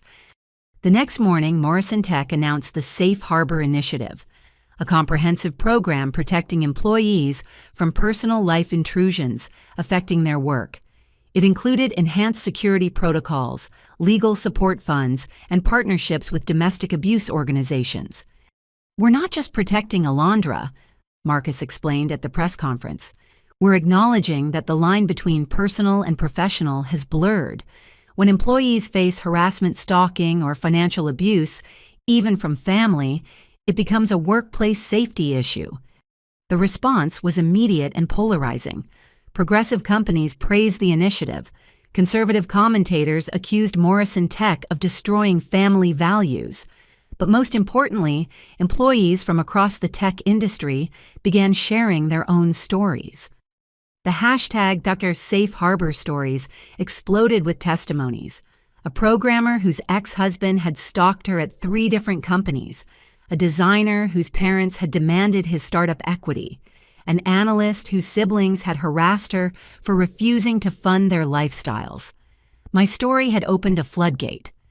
But my family wasn't backing down. They pivoted their narrative, now painting Morrison Tech as a cult that brainwashed employees against their families. Carl Brennan appeared on news shows claiming the Safe Harbor initiative was designed to isolate workers and increase corporate control. "They're creating corporate orphans," he declared on one program. "Young people cut off from their roots, dependent entirely on their employers. It's psychological manipulation disguised as protection." The battle escalated when hackers, suspiciously sophisticated ones, targeted Morrison Tech's systems. They didn't breach our defenses, but they tried repeatedly, focusing on accessing employee records and internal communications about my case. "This isn't amateur hour anymore," our cybersecurity chief reported. "Someone's funding professional attacks." The FBI investigation expanded, now examining whether my family had hired criminal hackers. The digital forensics revealed IP addresses traced to Eastern Europe payment trails, leading through cryptocurrency, all funded by mysterious transfers that coincidentally matched withdrawals from my parents' accounts. During this chaos, something beautiful happened. My colleagues didn't just support me professionally, they embraced me personally. Team lunches became family dinners. Code reviews included check-ins on my mental health. The gaming club stayed after hours when I needed distraction. David from development shared his own story over coffee. My family disowned me for marrying outside our religion. I know it's not the same, but I understand the grief. Mourning people who are still alive is its own special hell. Lisa from marketing had survived financial abuse from her ex-husband. The gaslighting is the worst part. They make you question your own reality until you don't trust your own judgment. Even Marcus opened up during a late evening when we both worked through dinner. My father wanted me to take over his construction company, called me a traitor for choosing tech. We didn't speak for 10 years, reconciled eventually, but only after I'd proven success on my own terms. These stories, these connections formed a protective web around me. When my mother posted another tearful video, my colleagues countered with testimonies about my character. When fake news about my mental breakdown circulated, they flooded social media with pictures of team celebrations, showing me thriving. The breakthrough came from an unexpected source. A whistleblower from Pinnacle Industries reached out to our legal team. They had recordings of executives discussing the Sinclair situation, specifically how to exploit it to damage Morrison Tech's reputation and poach clients. They saw an opportunity. The whistleblower explained in a secure call, "Your family's campaign aligned with their goals. They've been funding it indirectly, amplifying it through bot networks, even providing media training to your parents." The recordings were damning.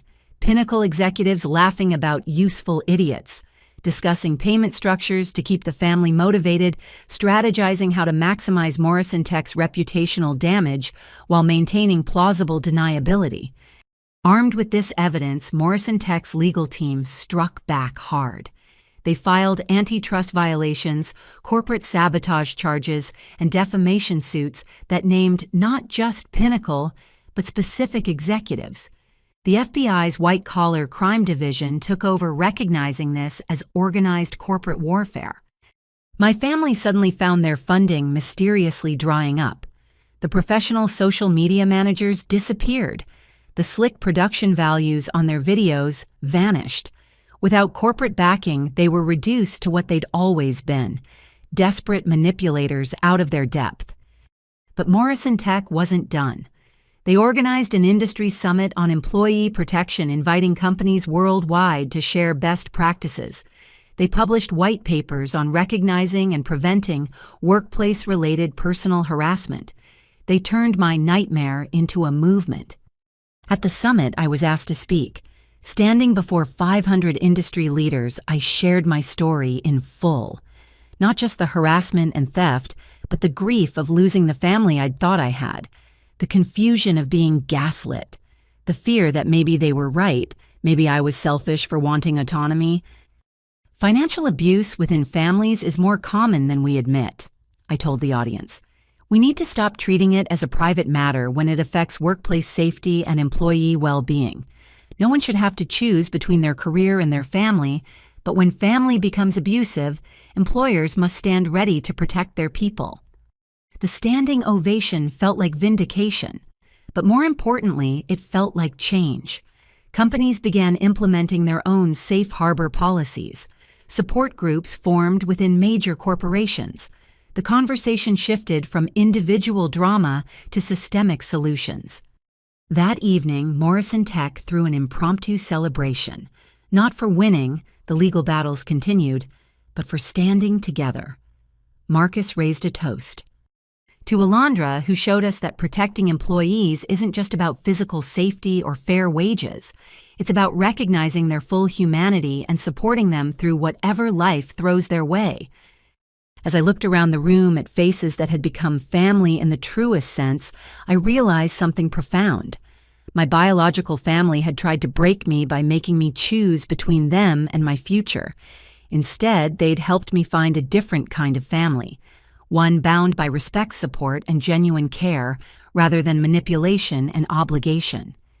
The war wasn't over. Criminal trials loomed. My family continued their campaigns, though, with diminishing returns. Pinnacle faced federal investigation, but surrounded by people who valued me for who I was rather than what I could provide, I felt stronger than ever. Morrison Tech had given me more than a job. They'd given me a model for what family could be. Protective without being possessive, supportive without being transactional, loving without conditions. They'd shown me that sometimes the family you choose is stronger than the family you're born into. Tomorrow would bring new challenges, but tonight, celebrating with people who'd fought for me simply because it was right, I finally understood what home really meant. It wasn't a blood connection or a childhood house. It was where people saw your worth beyond your wallet and stood beside you when the world tried to tear you down. The family I'd lost had seen me as an investment. The family I'd found saw me as invaluable. That made all the difference. The knock on my apartment door came at 6 a.m, gentle but persistent. Through the peephole, I saw Mrs. Rodriguez, my former building manager, holding a manila envelope and looking nervously down the hallway. "Alondra Mia, I need to speak with you. It's important." I opened the door quickly, ushering her inside. She'd been forced to evict me months ago due to the chaos my family created, but she'd done it with tears in her eyes and profuse apologies. "I'm sorry to come so early," she said, clutching the envelope, "but I couldn't wait any longer. My conscience, it's been eating at me." "What's wrong?" She handed me the envelope with trembling hands. "I've been documenting everything. For 3 years, I've been recording, taking pictures, saving evidence. Your family, they've done this before." My legs felt weak as I opened the envelope. Inside were USB drives, printed screenshots, and photographs dating back years. Security footage, timestamps, audio files, even handwritten logs in Mrs. Rodriguez's careful script. "Sit down," she urged, guiding me to the couch. "Let me explain." She pulled out a photograph. A young woman I didn't recognize standing in what looked like my old apartment building's lobby, surrounded by security guards and police. "This is Carmen Silva. 10 years ago, she lived in Unit 4B. Beautiful girl, worked at a tech startup downtown. Her parents did the exact same thing to her." My hands shook as I studied the photo. The woman looked exhausted, defeated, her eyes holding a familiar, hollow expression I'd seen in my own mirror. "Your parents were behind that," I whispered. "No, her own parents. But your parents..." Mrs. Rodriguez pulled out another document. "They consulted with them, taught them the playbook. Your father ran seminars at the community center, understanding your rights as parents of adult children.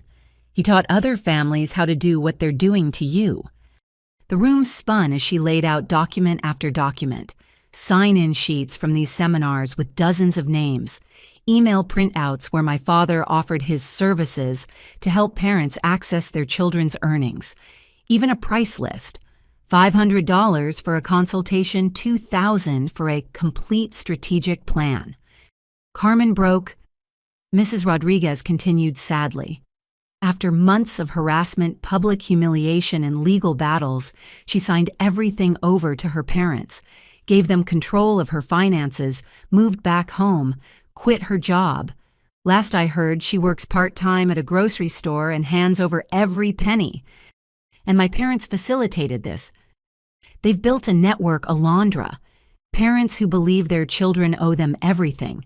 They share tactics, legal strategies, emotional manipulation techniques. Your father is like their guru. She showed me a private Facebook group, Parents' Rights Alliance, with over 300 members. The posts were chilling. Parents sharing their children's personal information, discussing how to break their will, celebrating when a child finally came home. One post from my father dated 2 years ago made me physically ill. Remember, the key is patience and escalation. Start with guilt, move to public pressure, then legal action. Most break by stage 2, but for the stubborn ones, you need to attack their reputation, their relationships, their sense of reality. They'll thank you when they're back under your protection. I need to call my lawyer, I said, reaching for my phone. There's more. Mrs. Rodriguez stopped me. The security footage I saved, it's not just your family trying to break into your apartment. It's other parents from their group helping each other. They take turns, provide alibis, share resources. She pulled up video files on her tablet, multiple instances of strangers attempting to access not just my apartment, but others in the building. Parents working in coordinated teams, testing security, documenting weaknesses. Why didn't you report this before? Tears filled her eyes. Because I was scared. Some of these parents are powerful people, lawyers, business owners, even a judge. But when I saw what they were doing to you, how far they were willing to go, I couldn't stay silent anymore. The evidence was staggering. My family hadn't just targeted me, they'd commercialized parental abuse, turned it into a cottage industry. The Save Alondra campaign was just the latest iteration of a well-tested formula. There's one more thing, Mrs. Rodriguez said, pulling out a final USB drive. This is audio from a meeting last month. Your parents don't know I recorded it. They came to ask me to testify against you, and they said things you need to hear. I plugged the drive into my laptop, and my parents' voices filled the room. The recording quality was crystal clear. Mrs. Rodriguez had hidden a professional-grade device. My father's voice. The thing about Alondra is she actually believes she earned that job on merit. She doesn't understand that everything she has is because of what we invested in her. The tutoring, the school supplies the roof over her head. That created her success. We're just collecting on our investment. My mother's laugh, cold and unfamiliar. 23 years of expenses. Do you know how much raising a child costs? And she thinks a few thousand in rent and ramen means she's independent. Please, we own her success. We built it. The other one, Ethan, he's smarter, my father continued. He plays along, understands the game. But Alondra always had this stubborn streak. Thought she was special. That's why we need to break her publicly, as an example to other ungrateful children. The recording continued for 40 minutes. They discussed strategies, shared stories of other families they'd helped, laughed about the mental illness angle being particularly effective. They treated their children like business assets, their love purely transactional. But the most damning part came near the end when Mrs. Rodriguez asked about their endgame. Once she signs over control, my mother explained, we'll let her keep working, maybe even let her think she has some autonomy. But every major decision, every financial move will go through us. It's for her own good. Children never really grow up. They need guidance. And if she doesn't break? Mrs. Rodriguez had asked. Everyone breaks eventually, my father said confidently. If the current pressure isn't enough, we escalate. We have her medical records, her therapy notes from college, even some creative interpretations of her behavior. Worst case, we have friends at Riverside Psychiatric. A 72-hour hold can work wonders for attitude adjustment. They were planning to have me involuntarily committed if I didn't surrender, and they had the connections to do it. I sat in stunned silence after the recording ended. Mrs. Rodriguez squeezed my hand. "I'm sorry, mija. No child should hear their parents speak about them like that, but you needed to know what you're really fighting. You risked a lot bringing me this." She straightened her shoulders. My own daughter went through something similar with her in-laws. I couldn't help her in time. She lost custody of her children when they painted her as unstable. I won't watch it happen again. I spent the next 3 hours copying everything, creating backups, organizing evidence. This wasn't just about my case anymore. This was about dozens of families across the city, maybe hundreds being systematically abused by parents who'd turned exploitation into a science. Catherine arrived within an hour of my call, along with 2 FBI agents who'd been assigned to the expanding case. Their expressions grew increasingly grim as they reviewed the evidence. "This changes everything," Agent Chen said. "This isn't just family financial abuse. This is organized crime, conspiracy, racketeering, potentially human trafficking, given the coercion elements. We need to move fast," Catherine added. "If they know Mrs. Rodriguez has turned evidence, she could be in danger." Protective custody was arranged for Mrs. Rodriguez, who hugged me tightly before leaving with the agents. "You're brave, mija. Braver than Carmen, braver than all the others who gave in. Don't let them break you." That afternoon, the FBI executed search warrants across the city. The Parents' Rights Alliance members woke to federal agents at their doors, computers seized, documents confiscated. The network my parents had so carefully built began crumbling in hours. The news broke by evening. FBI uncovers parent extortion ring dominated headlines. The story was bigger than anyone had imagined. Families across 3 states were involved, sharing tactics through encrypted channels, coordinating attacks on their adult children. My phone rang constantly. Reporters wanting statements, other victims reaching out for support, even some parents from the group calling to threaten me for destroying their support network. But the call that stopped me cold came from an unknown number. When I answered, Carmen Silva's voice whispered across the line. "Is it true? Are they really arresting them?" "Yes, the FBI has everything. Carmen, you can speak up now. You can be free." She was crying so hard she could barely speak. 10 years. For 10 years, I've been their prisoner. I thought I was alone, thought I was crazy for wanting my own life. "You're not alone. You never were. And now we can fight back together." As the evening progressed, Morrison Tech's legal team worked with federal prosecutors to understand the full scope of the conspiracy.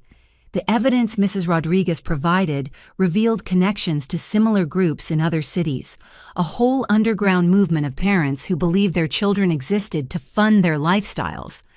Sarah sat with me as we watched the news coverage, her arm around my shoulders. "You did this," she said softly. "Your refusal to give in exposed an entire criminal network." I just said no to giving away my salary. I never imagined. That's how abuse works. It hides in plain sight, disguised as tradition or family values. You pulled back the curtain. The war with my family had suddenly become something much larger. Federal RICO charges were being prepared. Assets were being frozen. The Parents' Rights Alliance members were turning on each other, trying to cut deals. And somewhere in the city, Carmen Silva was packing her bags, preparing to reclaim the life that had been stolen from her a decade ago. She wouldn't be the only one. Across the state, adult children were watching the news, with hope, realizing their situations weren't unique, weren't their fault, and most importantly, weren't inescapable. My family had tried to break me using techniques they'd perfected on others. Instead, they'd created their own downfall. The evidence Mrs. Rodriguez courageously provided wouldn't just save me, it would save dozens of others trapped in similar nightmares. The building manager who'd been forced to evict me had become the hero who brought down a criminal empire. Sometimes justice comes from the most unexpected places, carried by people brave enough to say, "No more." Tomorrow would bring arrests, trials, and the slow process of justice.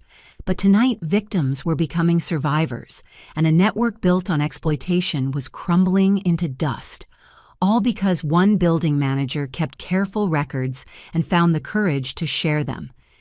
The war wasn't over, but the battlefield had fundamentally changed. We weren't fighting alone anymore. The federal courthouse holding facility wasn't where I'd ever imagined meeting my brother again.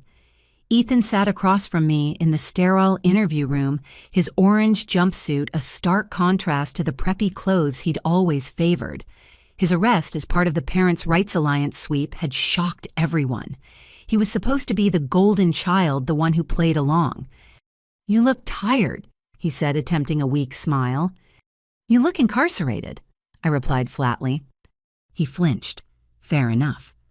FBI agent Chen sat beside me, recording device prominently displayed. Ethan's court-appointed lawyer, a harried-looking woman named Ms. Vasquez, sat nervously beside him. The federal prosecutor had offered him a deal: full cooperation in exchange for reduced charges. This meeting would determine if he took it. Before we begin, Agent Chen said, "Mr. Sinclair needs to understand that everything said here can and will be used in the ongoing investigation. Any lies or omissions will result in prosecution to the fullest extent of the law." "I understand," Ethan said quietly. "I'm ready to tell the truth. All of it." "Start from the beginning," I said. "When did you know what they were planning?" He took a shaky breath. "I was 16. You were in your senior year of high school working 3 jobs to save for college. Mom and Dad sat me down for what they called the family business talk." Family business? That's what they called their system. They showed me spreadsheets, Alondra, detailed calculations of every cent they'd spent raising us. Food, clothes, shelter, even the cost of driving us to school. Your column was already over $200,000. My stomach churned. They'd been calculating our debt to them since we were children. "They explained that children are investments," he continued, "that successful parents create successful children, then collect returns on those investments. They said it was natural, traditional, how families had always worked." "And you believed them?" His face crumpled.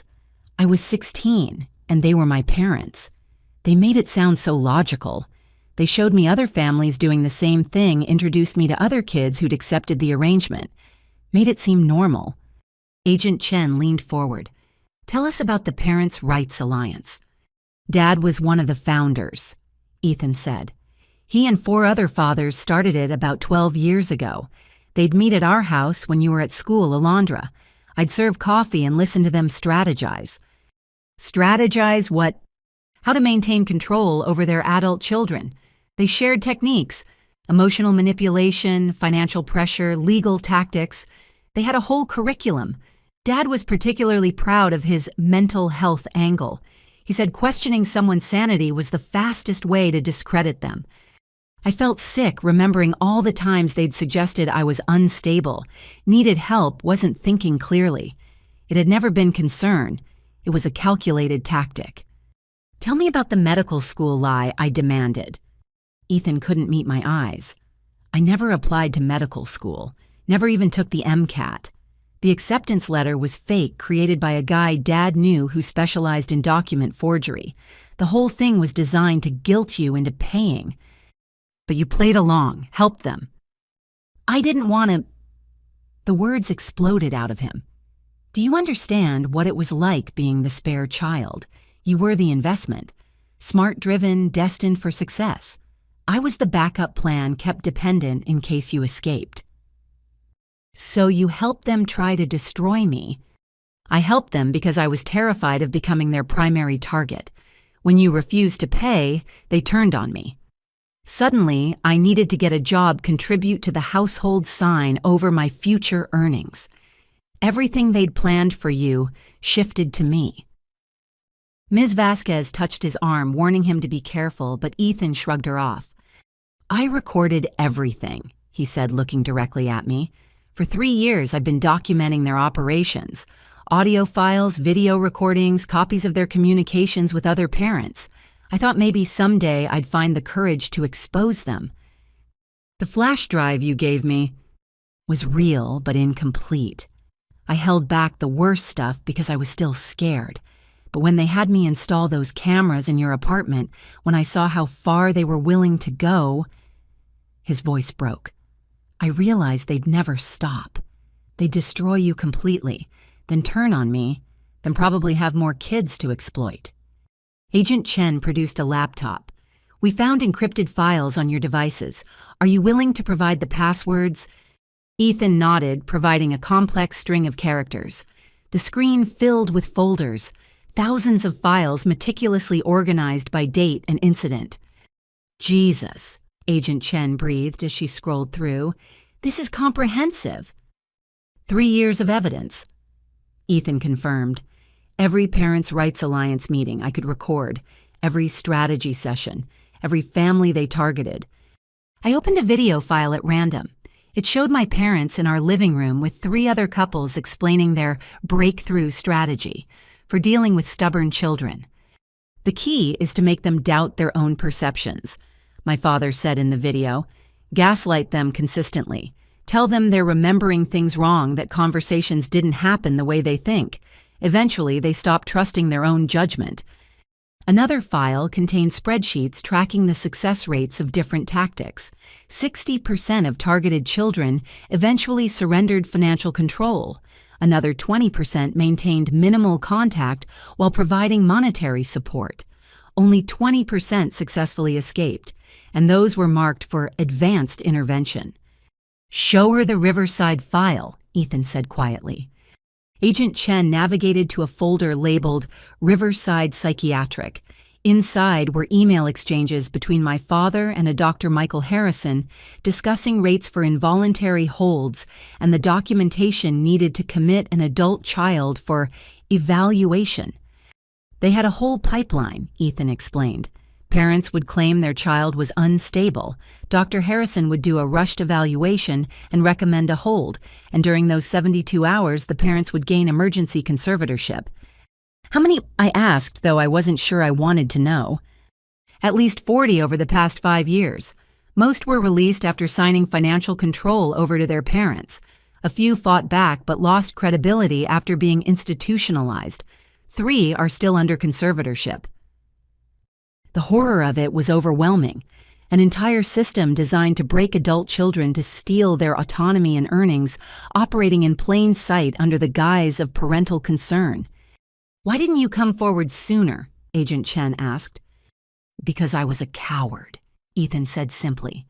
"Because they'd raised me to be dependent, to fear the outside world, to believe I couldn't survive without them. It wasn't until Alondra fought back and survived that I realized escape was possible." He turned to me, tears streaming down his face. "I'm sorry. For everything. For the cameras, for playing along, for not warning you sooner. I was so scared of becoming you that I helped them try to destroy you. I wanted to be angry. Part of me was. But looking at my brother, really looking at him for the first time in years, I saw another victim. He'd been groomed from childhood to be their enforcer, kept dependent and afraid, a prisoner in a golden cage." "What happened when they were arrested?" I asked. "They called me from jail demanding I bail them out. When I said I couldn't access their accounts, they turned on me instantly. 22 years of being their good son. And they called me a worthless failure, a disappointment, said I was just like you. Just like me." He smiled through his tears, strong enough to say no. It was meant as an insult, but it was the best compliment they'd ever given me. The next 2 hours were spent reviewing evidence. Ethan provided passwords to encrypted communications, explained coded language in documents, identified key players in the network. The Parents' Rights Alliance was larger than even the FBI had realized, with chapters in 6 states and connections to similar organizations internationally. They were planning a conference, Ethan revealed, a 3-day event where parents could learn advanced techniques for controlling their adult children. Dad was going to be the keynote speaker. Instead of speaking at a conference, our parents would be speaking at their trials. The network they'd built to exploit their children would be used as evidence against them. Every strategy they'd shared, every victim they'd created would contribute to their downfall. As the interview concluded, Ethan looked at me one last time. I know you'll never forgive me, and I don't deserve forgiveness. But I want you to know that testifying against them, helping destroy their network, it's the first thing I've ever done that feels right. What will you do when you get out? I asked. Honestly, I have no idea. I've never made a decision without their input, never chosen my own path. But maybe that's okay. Maybe starting at zero is better than living their lie. I stood to leave, then paused at the door. Ethan, you were right about one thing. I am strong enough to say no, but so are you. You just proved it. Walking out of the courthouse, I felt a complex mix of emotions: anger at his participation in my abuse, pity for the childhood that had groomed him to enable it, hope that he might find his own path to freedom. But more than anything, I felt validation. Every gaslighting attempt, every suggestion that I was crazy or ungrateful, it had all been calculated manipulation. The evidence Ethan provided proved that my perceptions were accurate. My resistance justified my fight necessary. The Parents' Rights Alliance thought they'd perfected a system for exploiting their children. They documented their tactics, shared their strategies, celebrated their victories. In their arrogance, they'd created the evidence that would destroy them. And in trying to make Ethan their accomplice, they'd created their most damaging witness. The son groomed to be their enforcer had become the key to their downfall. Sometimes justice comes from the most unexpected sources. The courthouse steps were packed with reporters, cameras, and protesters. What had started as my family's smear campaign against me had exploded into a national scandal. The Parents' Rights Alliance bust had exposed similar groups across the country, and suddenly financial abuse by parents was the topic dominating news cycles. I stood behind a podium flanked by Catherine Agent Chen and Marcus Morrison. Behind us, 30 other survivors of parental financial abuse waited to share their stories. We'd coordinated this press conference to happen simultaneously with the unsealing of federal indictments against over 200 parents involved in the nationwide conspiracy. Good morning. I began my voice steady despite the ocean of faces before me. 6 months ago, I was just a young woman who refused to give my entire salary to my parents. Today, we stand here to expose a systematic criminal enterprise that has trapped hundreds of adult children in financial servitude. The crowd erupted with questions, but I continued with my prepared statement. The Parents' Rights Alliance marketed itself as a support group for parents of ungrateful children. In reality, it was a criminal organization teaching emotional manipulation, financial coercion, and psychological abuse. They turned love into leverage and family into a business model. I clicked a remote and screens behind me displayed evidence, screenshots from the private forum's training materials titled Breaking Stubborn Children, price lists for services ranging from guilt consultation to full extraction planning. My father, Robert Sinclair, was one of the architects of this system. He taught other parents how to gaslight their children, how to weaponize mental health stigma, how to destroy careers and relationships until their children surrendered financial control. The next slide showed statistics compiled from Ethan's evidence. Over the past decade, the Alliance successfully extracted over $43 million from their adult children. They drove 17 people to bankruptcy, destroyed 28 careers, and facilitated the involuntary psychiatric commitment of 42 individuals who refused to comply. Gasps rippled through the crowd. These weren't just family squabbles. These were crimes with real victims and devastating consequences. Carmen Silva stepped forward, next, her voice trembling but determined. I was one of the first victims. 10 years ago, my parents used tactics they learned from Robert Sinclair to destroy my life. I lost my job, my friends, my savings, and ultimately my freedom. I spent a decade believing I was selfish for wanting to keep my own paycheck. One by one, survivors shared their stories. A software engineer whose parents had him committed for refusing to pay for his sister's wedding. a doctor whose family published revenge porn when she wouldn't sign over her practice, a teacher whose parents sued her for emotional damages when she moved out of state. Each story followed the same pattern: love twisted into manipulation, independence punished as betrayal, success treated as theft from the family who created it. Then came the most powerful moment. Agent Chen took the podium to announce the charges. The FBI has unsealed indictments charging members of the Parents' Rights Alliance with racketeering conspiracy to commit fraud extortion, cyberstalking, and in several cases, kidnapping and false imprisonment. We've frozen approximately $12 million in assets obtained through these criminal activities. She continued, "We've also arrested 3 psychiatrists, 2 judges, and 5 attorneys who accepted bribes to facilitate involuntary commitments and conservatorships. This corruption reached the highest levels of our family court system." The crowd exploded with questions. One reporter shouted above the rest, "Ms. Sinclair, your parents claim they're victims of corporate manipulation. How do you respond?" I took a breath. Morrison Tech didn't manipulate me. They protected me. When my family tried to destroy my career, my employer stood by me.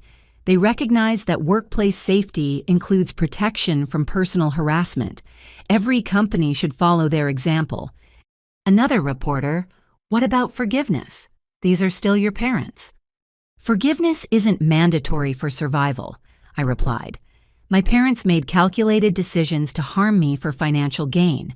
They taught others to do the same. That's not a mistake requiring forgiveness. It's a crime requiring justice." Marcus Morrison stepped forward.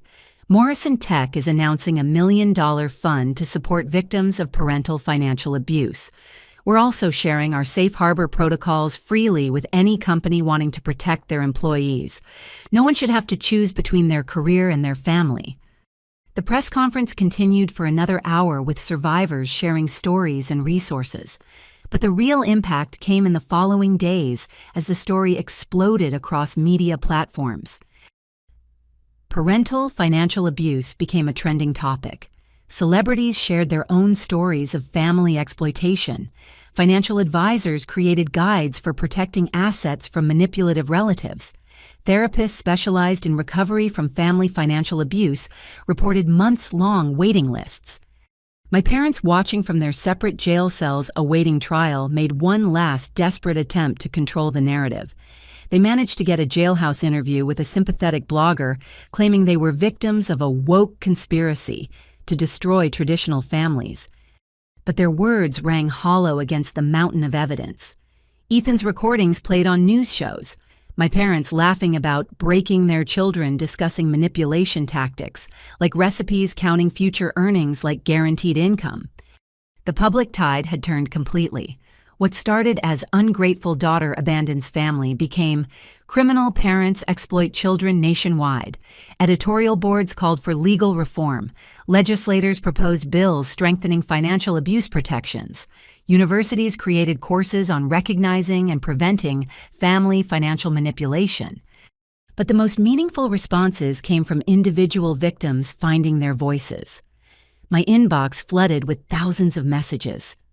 I thought I was alone. Your story gave me courage to say no. I've been free for 3 days and it's terrifying and wonderful. My parents disowned me yesterday. Thank you for showing me that's not the worst thing that could happen. Support groups formed organically online and in person. The Now You're Free from Financial Abuse community grew to over 100,000 members in weeks. People shared resources, escape plans, and most importantly, validation that their desires for autonomy weren't selfish. The trials began 2 months later. My parents, facing decades in prison, tried every manipulation in their playbook.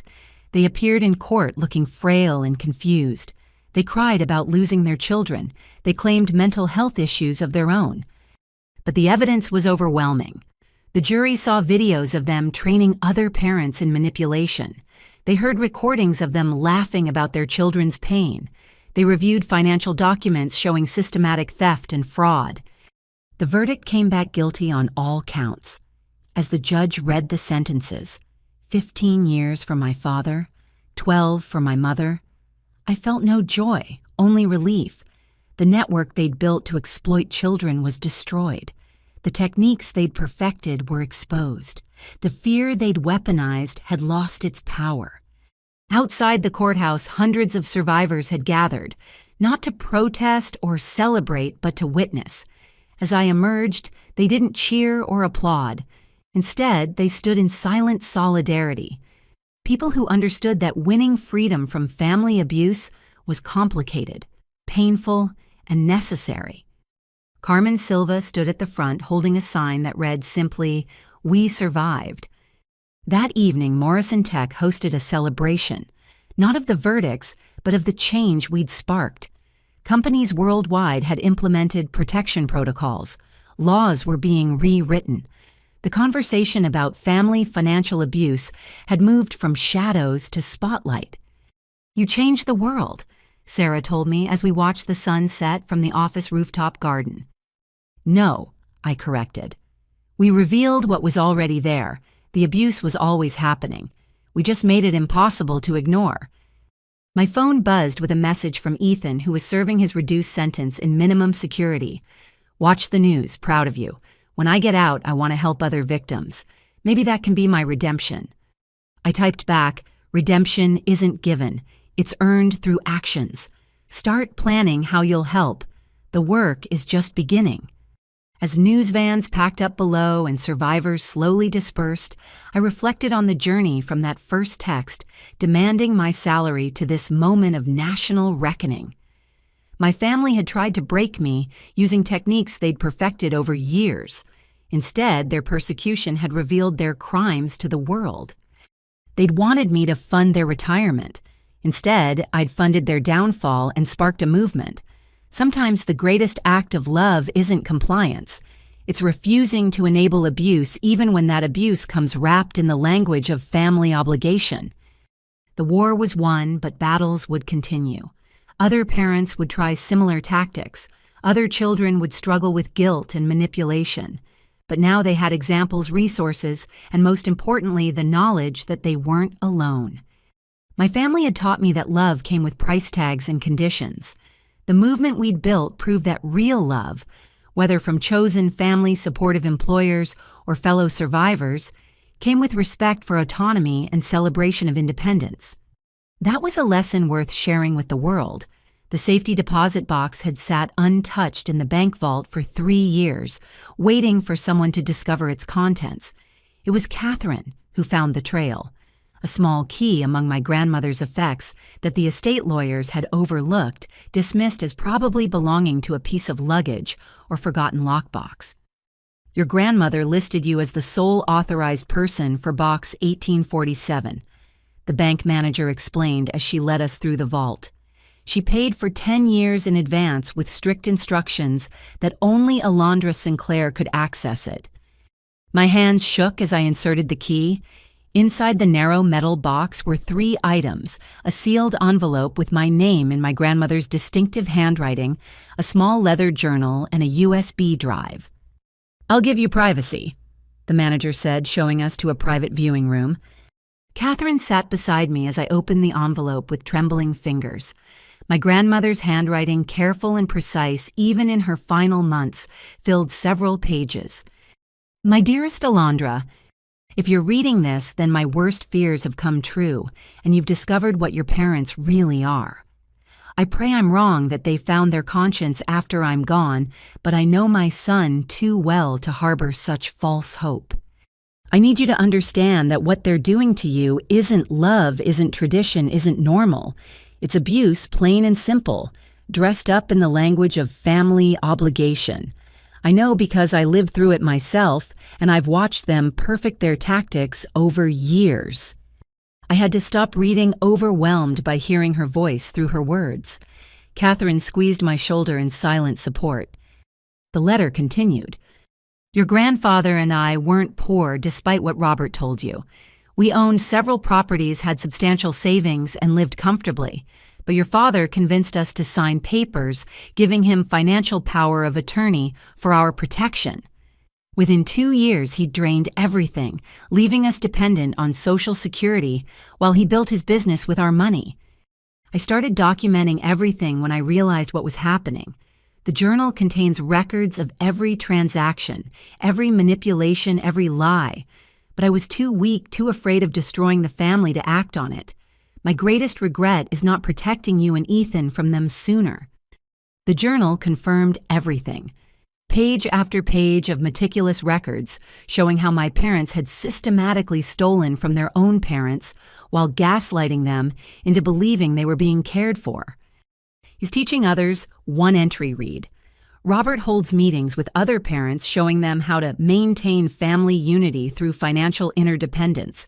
I heard him joking that children are the best investment because they come with emotional leverage built in. My heart breaks for the families he's destroying. But it was the next section of the letter that made me gasp.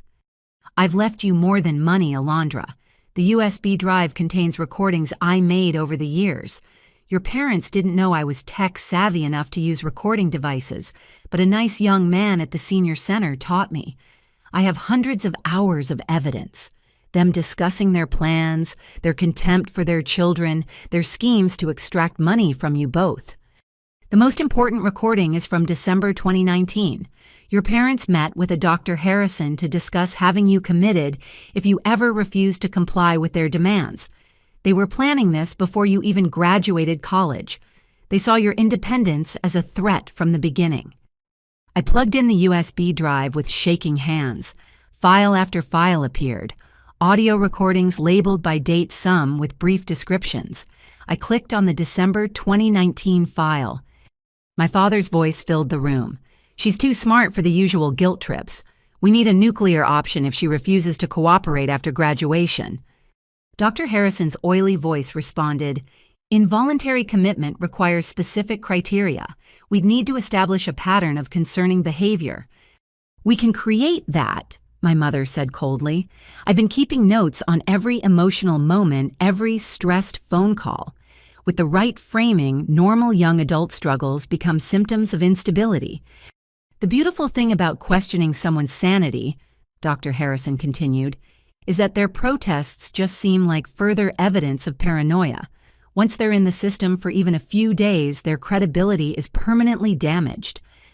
I felt sick listening to them plan my potential imprisonment like a business strategy. But my grandmother wasn't finished. Her letter continued. "I've also included recordings of Robert training other parents. He ran a workshop called Protecting Your Investment, Maintaining Access to Adult Children's Resources. He charged $500 per attendee and taught psychological manipulation techniques that would make cult leaders proud. But here's what they don't know, my dear one. I changed my will without telling them. The inheritance they stole was only part of what I had.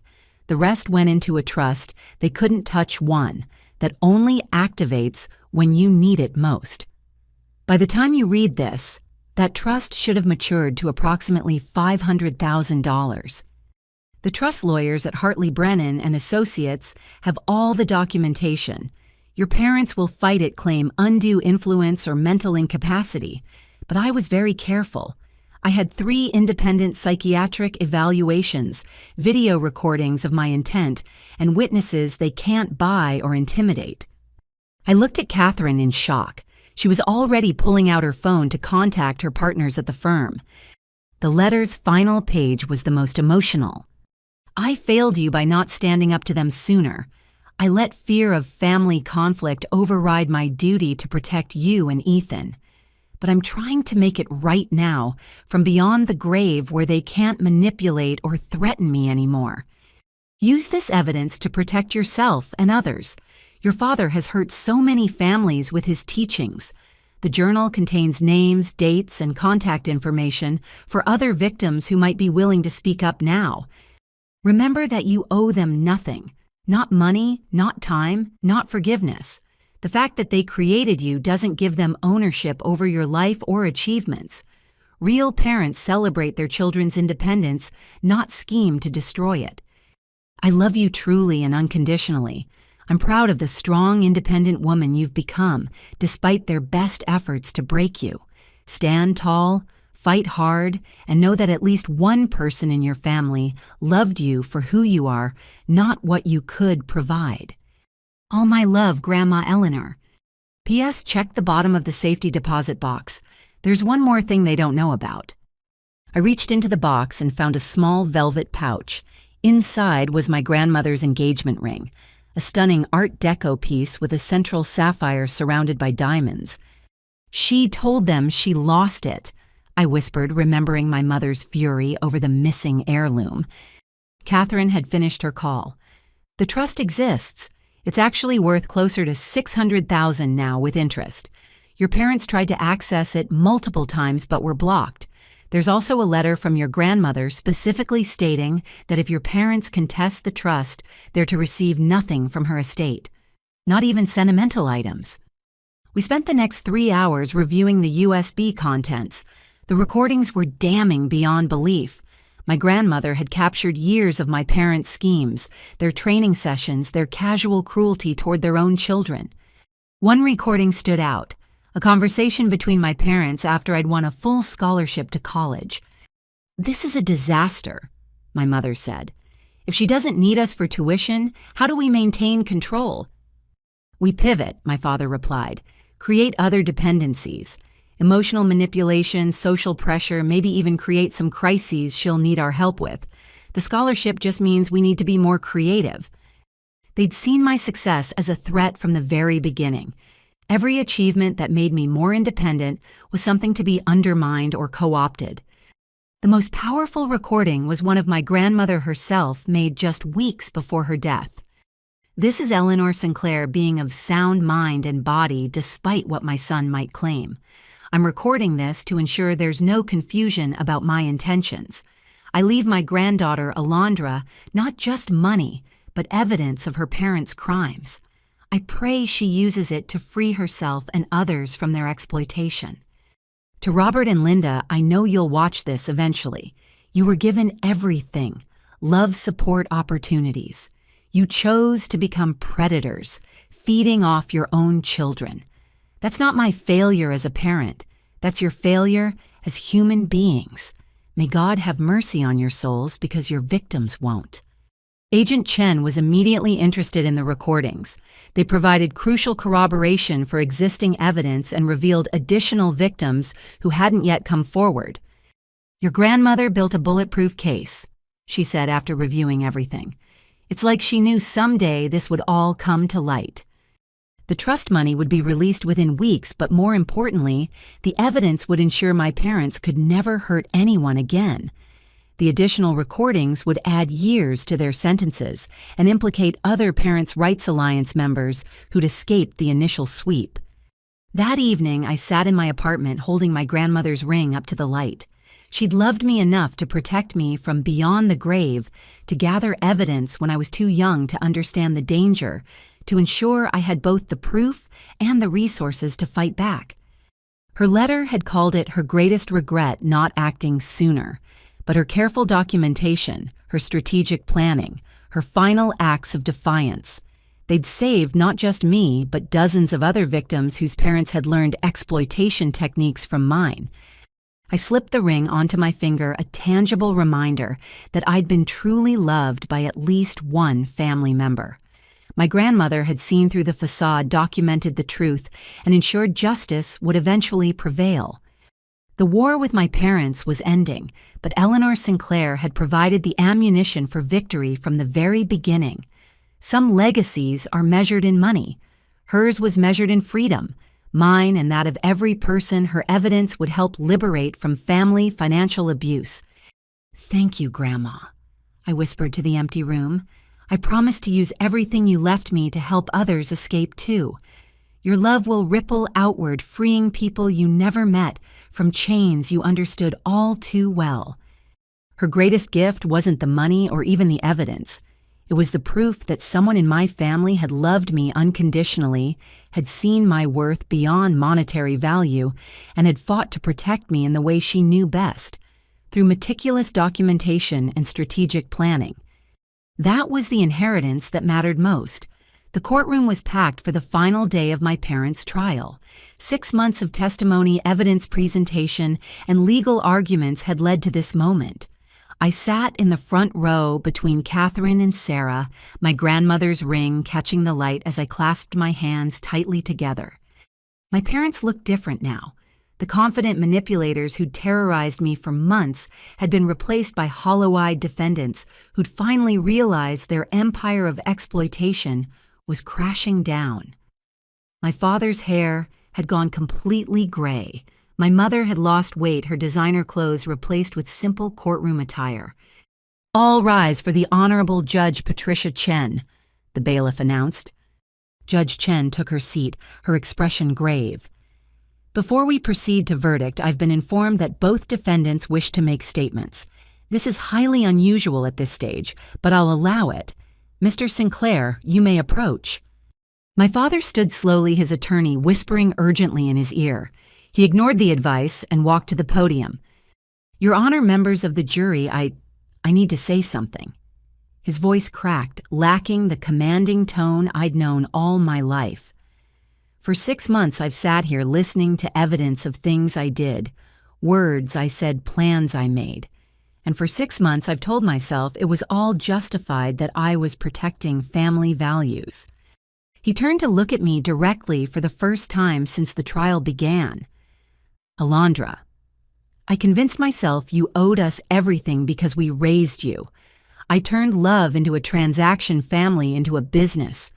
I taught others to do the same, spreading poison and calling it tradition." The courtroom was silent except for the scratch of reporters' pens. But sitting here hearing recording after recording of myself, discussing my children like investments, hearing testimonies from families I helped destroy, I can't pretend anymore. I wasn't protecting family values. I was destroying families, including my own. His attorney looked ready to physically pull him back, but Judge Chen motioned for him to continue. "I built the Parents' Rights Alliance because I believed children existed to serve their parents' needs. I taught manipulation techniques like I was proud of them. I plotted to have my own daughter institutionalized if she didn't comply with financial demands. What kind of father does that? What kind of person?" Tears were streaming down his face now. "I thought I was entitled to my children's success because I'd paid for their childhood. But you don't get credit for doing the bare minimum as a parent. You don't get to claim ownership over another person's achievements just because you fulfilled legal obligations to feed and shelter them." He gripped the podium harder. "The prosecution is right. I'm guilty. Not just legally, but morally. I turned parental love into a weapon and I taught others to do the same.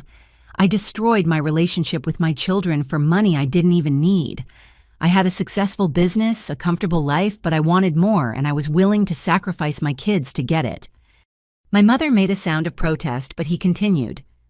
"Linda and I had 2 bright, capable children who loved us, and we repaid that love by trying to enslave them financially. We stole Alondra's inheritance from her grandmother, a woman who saw through us and tried to protect her. We groomed Ethan to be our enforcer, keeping him dependent and afraid. We called it love, but it was abuse." He looked back at Judge Chen. "Your Honor, I'm not asking for mercy. I'm stating for the record that I'm guilty of all charges. More than that, I'm guilty of crimes that go beyond legal statutes. I'm guilty of betraying the sacred trust between parent and child. Whatever sentence you impose, it won't be enough to undo the damage I've caused." He walked back to his seat, his attorney looking stunned. My mother stood next, shaking with what I initially took for fear but quickly recognized as rage. "I don't share my husband's newfound guilt," she spat, glaring at him before turning to the court. "Everything we did was for our children's own good. This society has poisoned young people into thinking they don't owe their parents anything. We fed them, clothed them, educated them, and they think they can just walk away." "Mrs. Sinclair," Judge Chen warned, "I'd advise you to consider your words carefully." "Oh, I've considered them.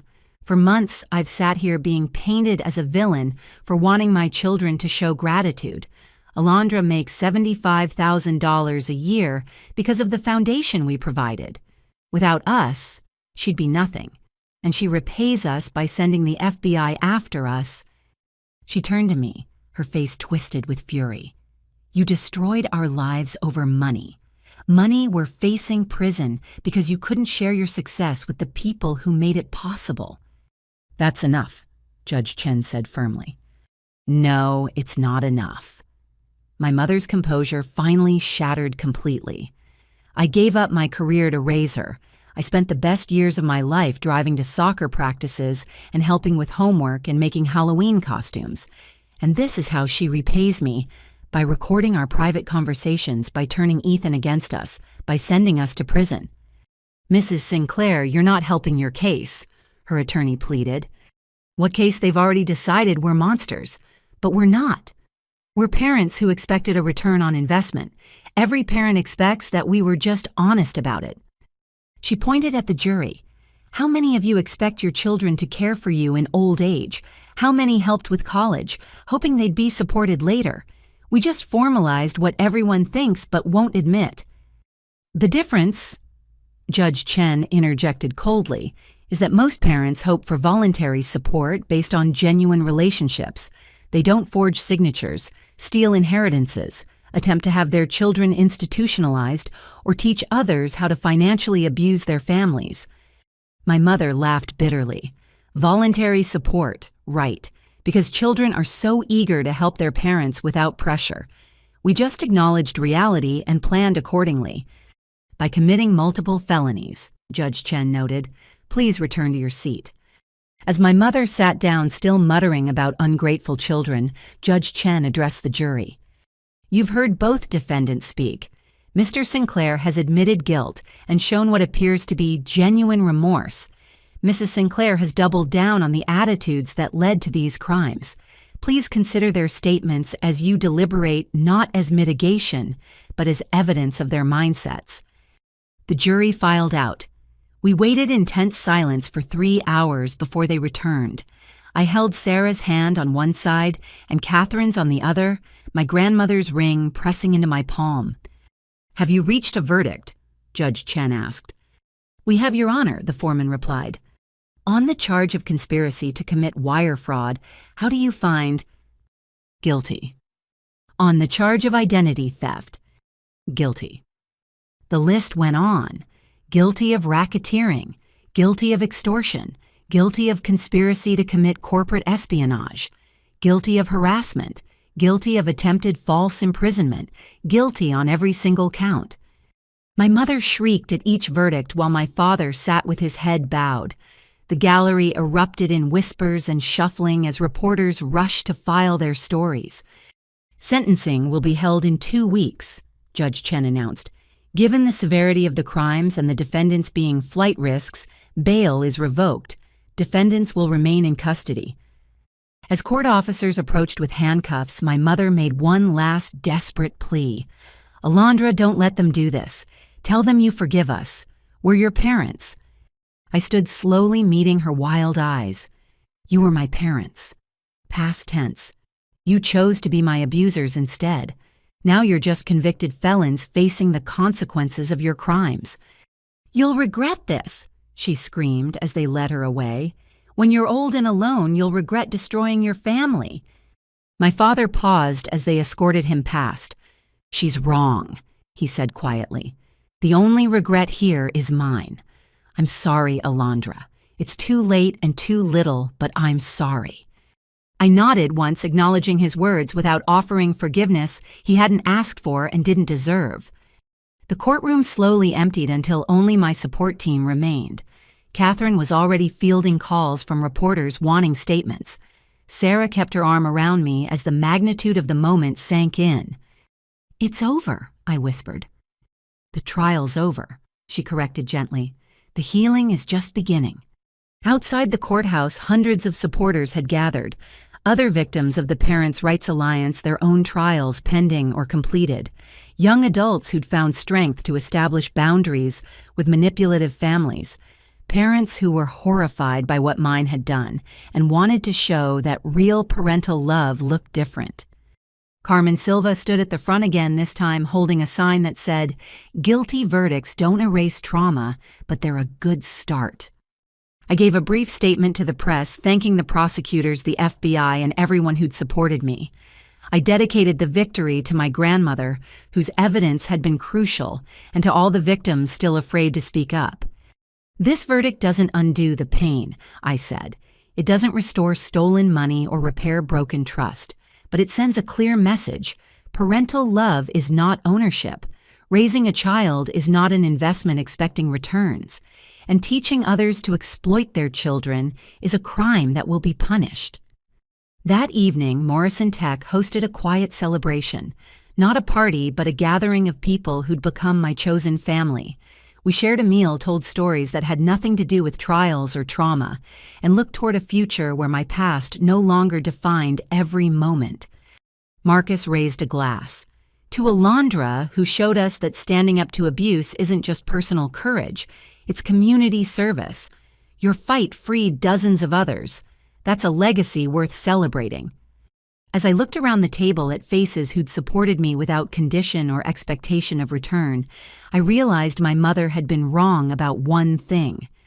I wouldn't be old and alone. I'd built a family based on respect, genuine care, and mutual support. It wasn't the family I'd been born into, but it was the family I'd chosen, and who'd chosen me in return. The war was over. My parents would spend over a decade in prison. The Parents' Rights Alliance was destroyed, its leaders facing their own trials. The money they'd stolen would be partially recovered through asset forfeiture and distributed among victims. But more importantly, the conversation had changed. Financial abuse by parents was no longer a taboo subject whispered about in shame. It was recognized, documented, and punished. Support systems were in place. Laws were being strengthened. My grandmother had seen this moment in her preparations, had known that truth and evidence would eventually prevail. As I twisted her ring on my finger, I felt her presence, not as a ghost or spiritual visitation, but as the culmination of her courage, made manifest in this victory. The verdict was guilty. Justice was served. And somewhere Eleanor Sinclair was finally at peace, knowing her granddaughter was free.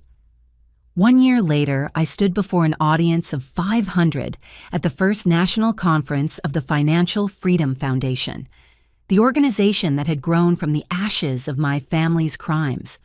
The hotel ballroom was filled with survivors, advocates, therapists, lawyers, and employers committed to ending parental financial abuse. A year ago, I sat in a courtroom watching my parents be sentenced for crimes that began with a simple demand: that I hand over my entire salary. I began my voice steady and clear. Today we gather not as victims, but as catalysts for change. The foundation had been my grandmother's final gift made manifest. Using the inheritance she'd protected and additional funding from Morrison Tech and other progressive companies, we'd created a comprehensive support system for those escaping family financial abuse. Behind me, screens displayed our first-year statistics. 3,847 individuals provided emergency housing assistance. 1,256 legal consultations funded. 847 restraining orders filed. 423 criminal cases supported. 298 people successfully extracted from financial conservatorships. But numbers don't tell the whole story. I continued. Each statistic represents someone who said no more, someone who chose freedom over familiarity, independence over manipulation disguised as love. In the audience, I spotted familiar faces. Carmen Silva, now a successful marketing director who led our survivor support groups. Mrs. Rodriguez, who'd become our head of security consultation, teaching people how to document abuse safely. Even Ethan was there, fresh from his early release, working to earn redemption by counseling other golden children groomed to enable abuse. Sarah sat in the front row, beaming with pride.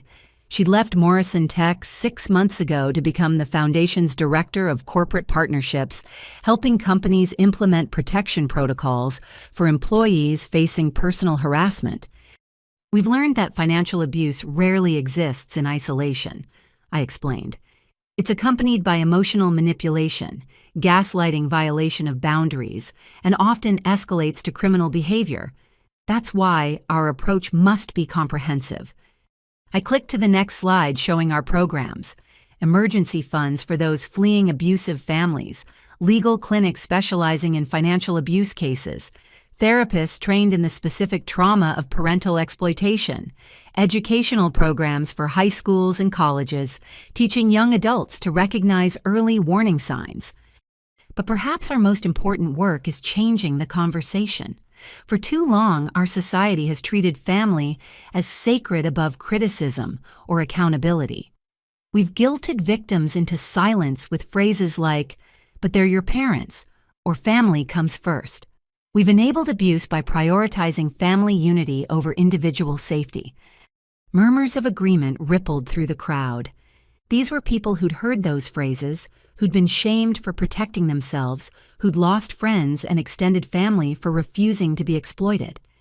Today we declare that love is not ownership, that raising a child creates no debt beyond being raised in return, that family is a verb, not just a noun. It's how you treat people, not just who shares your DNA. The presentation continued with panels of expert survivor testimonies and workshops on everything from recognizing manipulation tactics to rebuilding life after estrangement. But the most powerful moment came during the closing ceremony. "We have a tradition here," I announced, "a ritual of liberation." Volunteers wheeled out a large metal drum, a safe, controlled burn barrel.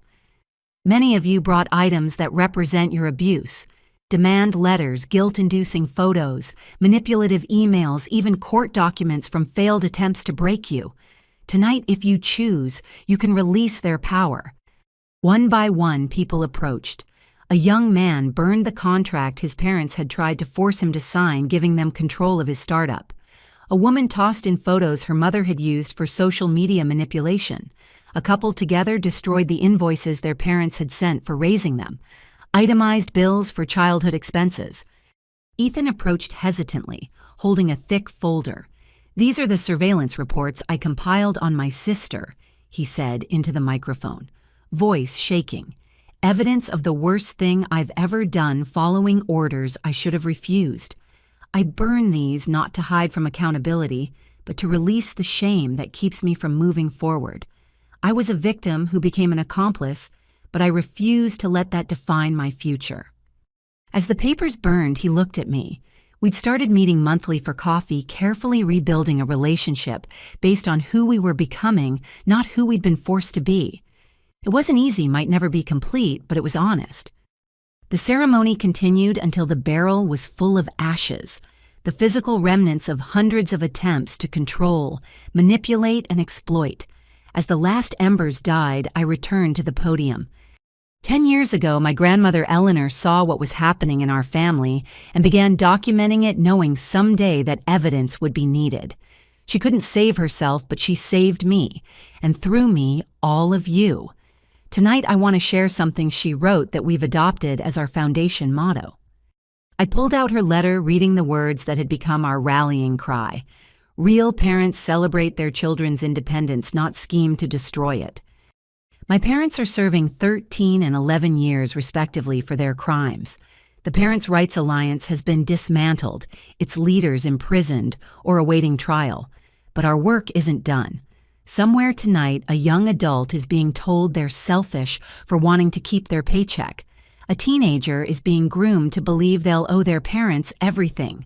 A family is teaching their children that love comes with invoices. I pause, looking out at 500 faces who understood this fight intimately.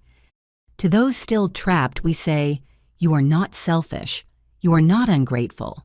You are not obligated to fund anyone's life but your own. Love that comes with a price tag isn't love. It's a transaction, and you have the right to decline that transaction." To parents watching, we say, "Your children are not your retirement plan. They are not investments expecting returns. They are individuals who deserve autonomy, respect, and the freedom to build their own lives. If you truly love them, celebrate their independence, support their growth, find joy in their success without claiming ownership of it."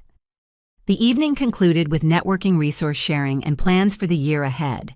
We were expanding internationally, partnering with universities to create financial literacy programs that included recognizing abuse, working with legislators to strengthen laws protecting adult children from parental exploitation. As the crowd dispersed, Morrison Tech's leadership team approached. Marcus had an announcement.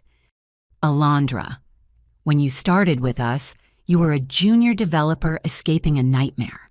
You've become so much more, a leader, an advocate, a symbol of resilience.